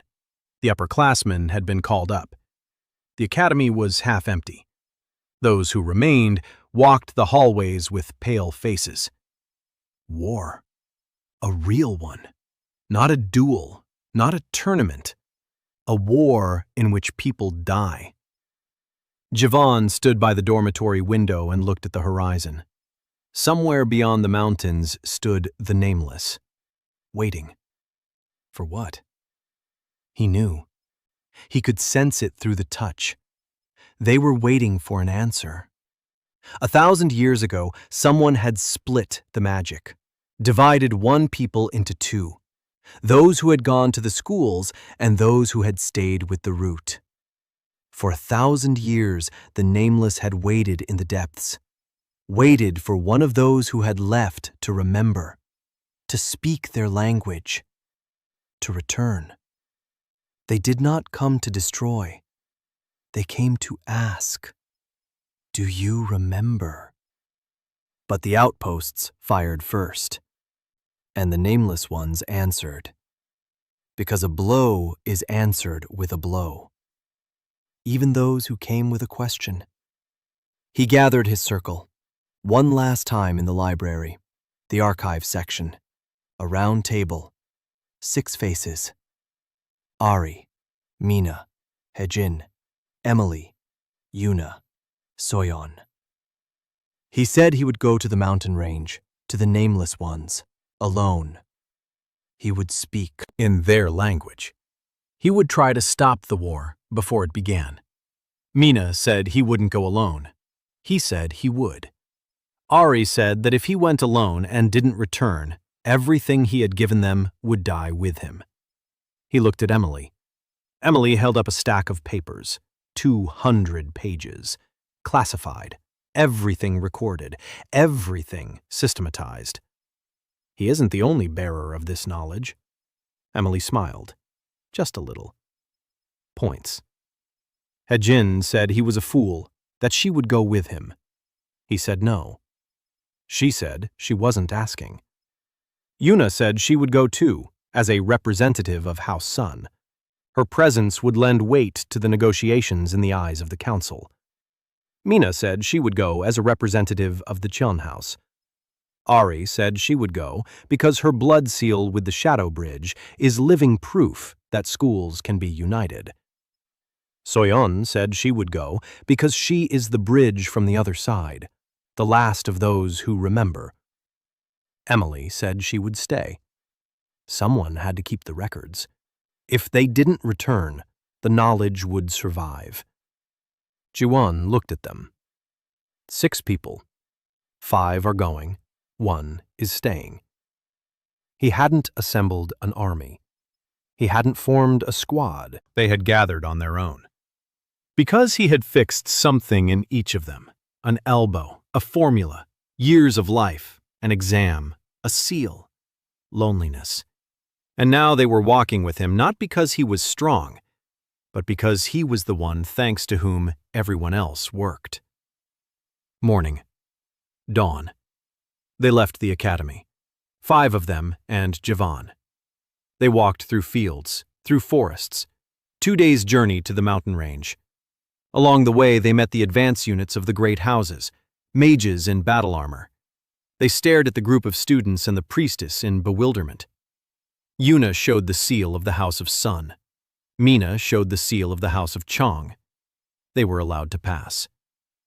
On the second day, they reached the ridge. The nameless stood on the other side of the valley, a line of dark figures against the backdrop of gray rocks. Dozens, maybe more. The air trembled with their presence. Magic hung in the air like the scent before a storm. On this side of the valley stood the continent's army, 1,000 mages, formed up, ready, awaiting orders. Between the 2 armies lay a strip of empty land, 300 meters, a field before the storm. Javan stopped. He looked at the valley, at the nameless, at the army, at the sky. Blue, real. The very sky he had forgotten over 10,000 years. He turned to his own people. He looked at each one. Ari, ink on her middle finger. The blood seal no longer kills her. Mina, right hand forward, left in reserve, the stance he created for her. Hejin, small, in a uniform with a patch, but her back is straight and her hands don't tremble. Yuna, a shadow among shadows, calm, ready. Soyeon, ancient in a young body, with tea in his backpack, always with tea. He said he was going. They nodded, stood behind him, not behind, beside. He stepped onto the field. between the armies. 300 meters of emptiness. On one side, 1,000 mages. On the other, the nameless. He walked down the center, 5 behind him. 100 meters. 200. At 200 meters from the continent's army and 100 from the nameless, he stopped. Raised his hands, open palms, like in the arena before Mina. I surrender. No, I won't surrender. Open, unarmed, ready to speak. The nameless stood, watched. One of them stepped forward. That one. Jivan recognized him, the one who had come to the walls of the academy, the one he had spoken with, the one who had shown him the truth through touch. The nameless one was walking toward him, slowly, huge, dark. The Continental Army behind Jivan stirred. Someone began to cast a spell. Without turning around, Yuna raised her hand. Triple shadow seal. Pure, deep, flawless. The seal unfolded behind the group as a wall of shadow, not an attacking one. Barrier between them and the army, so no one would shoot them in the back. Mina raised her right hand. Storm shield, reinforced. It joined Yuna's wall. Ari activated the blood seal. A red glow formed a barrier over the shadow and thunder. Hagen struck the ground with her fist. The earth wall rose from the ground. It reinforced the barrier from below. 4 schools. Shadow, thunder, blood, earth. 4 walls. Between Jivan and the army that could fire at any moment. They held their ground. They didn't attack. They defended him, so he could speak. The nameless one stopped 5 meters away. Jivan looked at him, at the featureless dark face, at the long arms, at the air that trembled around him. Soyeon stood next to Jivan, to his left. She raised her hands. Primordial magic. Not the school, not a spell. A glow, warm, golden, like sunlight through stained glass. She began to speak. In the primordial language, slowly, gently, like a mother speaking to a child she hasn't seen in 1,000 years. The nameless one listened. His body leaned forward slightly. He listened. Soyeon spoke. Of the rift, of the division, of 1,000 years of loneliness on both sides, about how the branches had forgotten the root, about how the root had not forgotten the branches. The nameless one listened. Then he turned to Jivan. He waited. It was his turn. Jivan opened his mouth. He began to speak, in the original language, not as softly as Soyeon, rougher, more incorrect. He had learned this language in prison from fragments carved into stone. His pronunciation was like the accent of a child who had grown up far from home, but the words were correct. He spoke of knowing both sides, the 7 schools and the root, counterweaving and dialogue, destruction and union. He said it was possible to unite them, without destroying the schools, without destroying the root, by restoring the common foundation, a bridge, like the shadow knot in Ari's blood seal, like Yuna's corrected triple seal. Small points of connection. Not an explosion, not a revolution. A seam. Stitch by stitch. The nameless one listened. The other nameless ones listened behind him. A line of dark figures against the backdrop of the rocks, motionless, attentive. Then the first nameless one raised his hand, the same one, and uttered a word. 1, in the primordial language. Jivan understood. The word meant yes. The continent's army behind the barrier did not fire. 4 walls held firm. Shadow and thunder and blood and earth.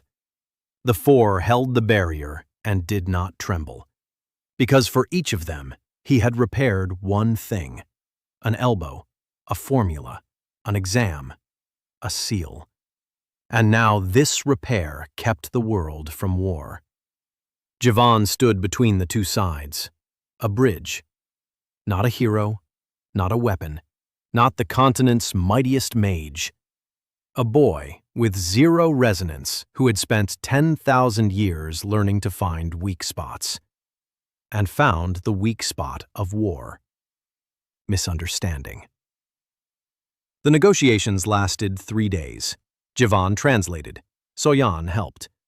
The Nameless spoke of 1,000 years in the depths, of how they had heard magic split into 7 parts and did not recognize their own in it, about how they came up and met the blows, about how they fought back. Representatives of the great houses listened. Not everyone believed. Not everyone understood. But Yuna stood beside Javan and spoke on behalf of House Sun, saying that the Nameless were not lying. And Mina spoke on behalf of House Jon, 2 heirs of 2 great houses. Their word carried weight. On the 3rd day, a truce was signed. Not peace, a truce. The first step. The Nameless retreated from the ridge. The continent's army lowered their arms. No one died. For the first time in 50 years of conflict, no one died. They returned to the academy on the 5th day, on foot, slowly, tired. Ari walked beside Javan, silently. Their shoulders sometimes brushed. She didn't pull away. Mina walked ahead, back straight, head held high, but every few minutes she looked back. At him. Quickly. She thought he didn't notice. He did. Hejin walked behind, chatting with Soyon. About tea. About the herbs that grow in the mountains. About how her mom brews jasmine tea too, but not as well. Soyon listened and smiled for the first time in 200 years. Not out of politeness. For real. Yuna walked separately, a little to the side, like a shadow. But when Javan stumbled on a rock, she was by his side instantly. She supported him by the elbow, let go, walked back to the side, said nothing. Silver Spire Academy, the gates, the sunset light through the stained glass windows of the central tower, orange and gold. They stood at the gates, the 6 of them and him. Emily was waiting inside. She came out to meet him, with a book in her hands, as always. She looked at him over her glasses, asked if everything had worked out. He said the beginning had worked out. She nodded, said that while he was gone, she had found 14 more symbols of the original language in the archives. She had written them down, systematized them, ready to show him. He almost laughed. 14 symbols. She had been working while he was stopping the war. Each was doing their part. Evening. The dining hall. Long wooden tables, the smell of rice and braised pork. Ji-won sat at the far table by the wall, the same table he sat at on the first day after his return, when he couldn't eat cold rice and cried. Hae-jin sat across from him, Ari to his left, Mina to his right, Emily next to Ari, Yuna at the end, Soyeon across from Yuna. 7 at one table. Ji-won picked up a spoon. Rice, soup, a piece of fish. He brought the spoon to his mouth. His hand didn't tremble. His body remembered. Eating, drinking, sitting next to people, listening to Hae-jin complain that the rice is overcooked again today, hearing Mina quietly tell her that the rice is fine, seeing Ari smile slightly without looking up from her plate, feeling Emily slide a glass of water toward him, noticing how Yuna looks away but listens to every word, feeling how Soyeon sits beside him in a silence that is no longer lonely. Ji-won ate rice. Ordinary rice from the academic cafeteria. Not the best rice in the world, not the worst, just rice. He ate and didn't cry. Not because he had stopped feeling, because the tears were for the first day, for the return, for the moment when everything was scary and new and impossible. Now it was different. Now it was an ordinary evening. Rice, soup, people nearby. Ji-won finished eating. He pushed his plate away. He looked at them, at the 6 of them, at the 6 faces around the table, each of whom he knew down to the last detail, each of whom he had fixed something for, and each of whom had fixed something in him. Hae-jin had fixed silence. Ari had fixed purpose. Mina had fixed pride. Emily had fixed knowledge. Yuna had fixed trust. So-yeon had fixed speech. He looked at them, and for the first time in 10,000 years, he smiled genuinely. Not politely, not ironically, not wearily, but like a man who had walked home for a very long time and had finally arrived. The sunset light streamed through the academy's stained glass windows, golden and warm. Like the sun he had forgotten in prison and learned to remember anew. Somewhere beyond the mountains, the nameless ones retreated into the depths. Not forever, until the next conversation.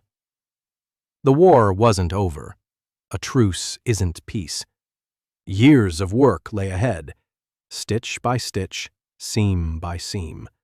A bridge between the 2 halves of a fractured world. But not today.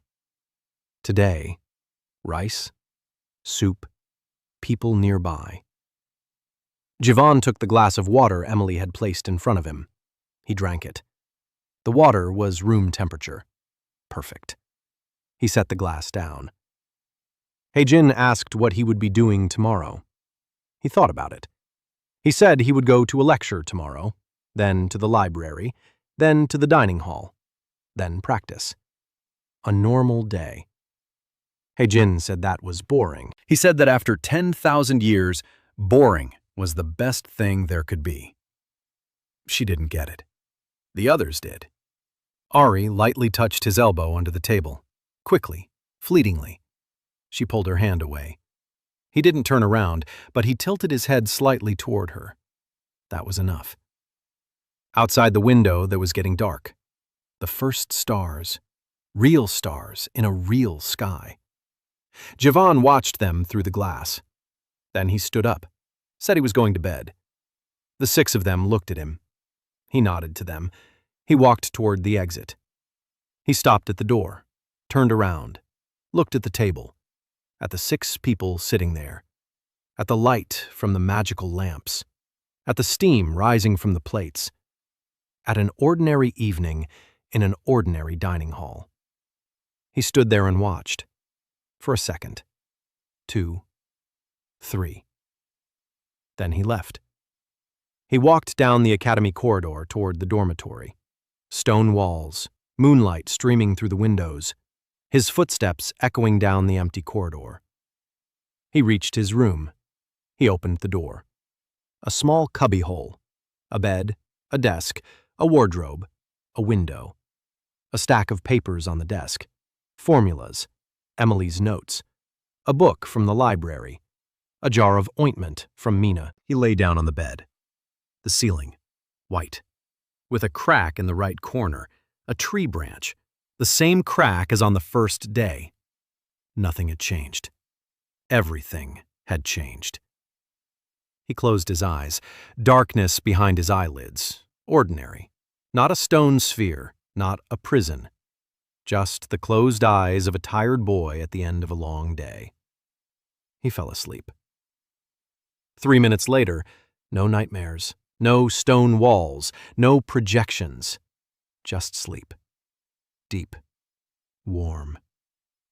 The first real sleep in 10,000 years and 2 months. Outside, night was falling on the Silver Spire Academy. Stars shone above the rooftops. The wind rustled the grass in the courtyard. In the dining hall, 6 people were finishing their tea and talking quietly. About tomorrow. About exams. About books. About formulas. about the rice that was overcooked again. An ordinary evening. The most ordinary evening in the world. The very best.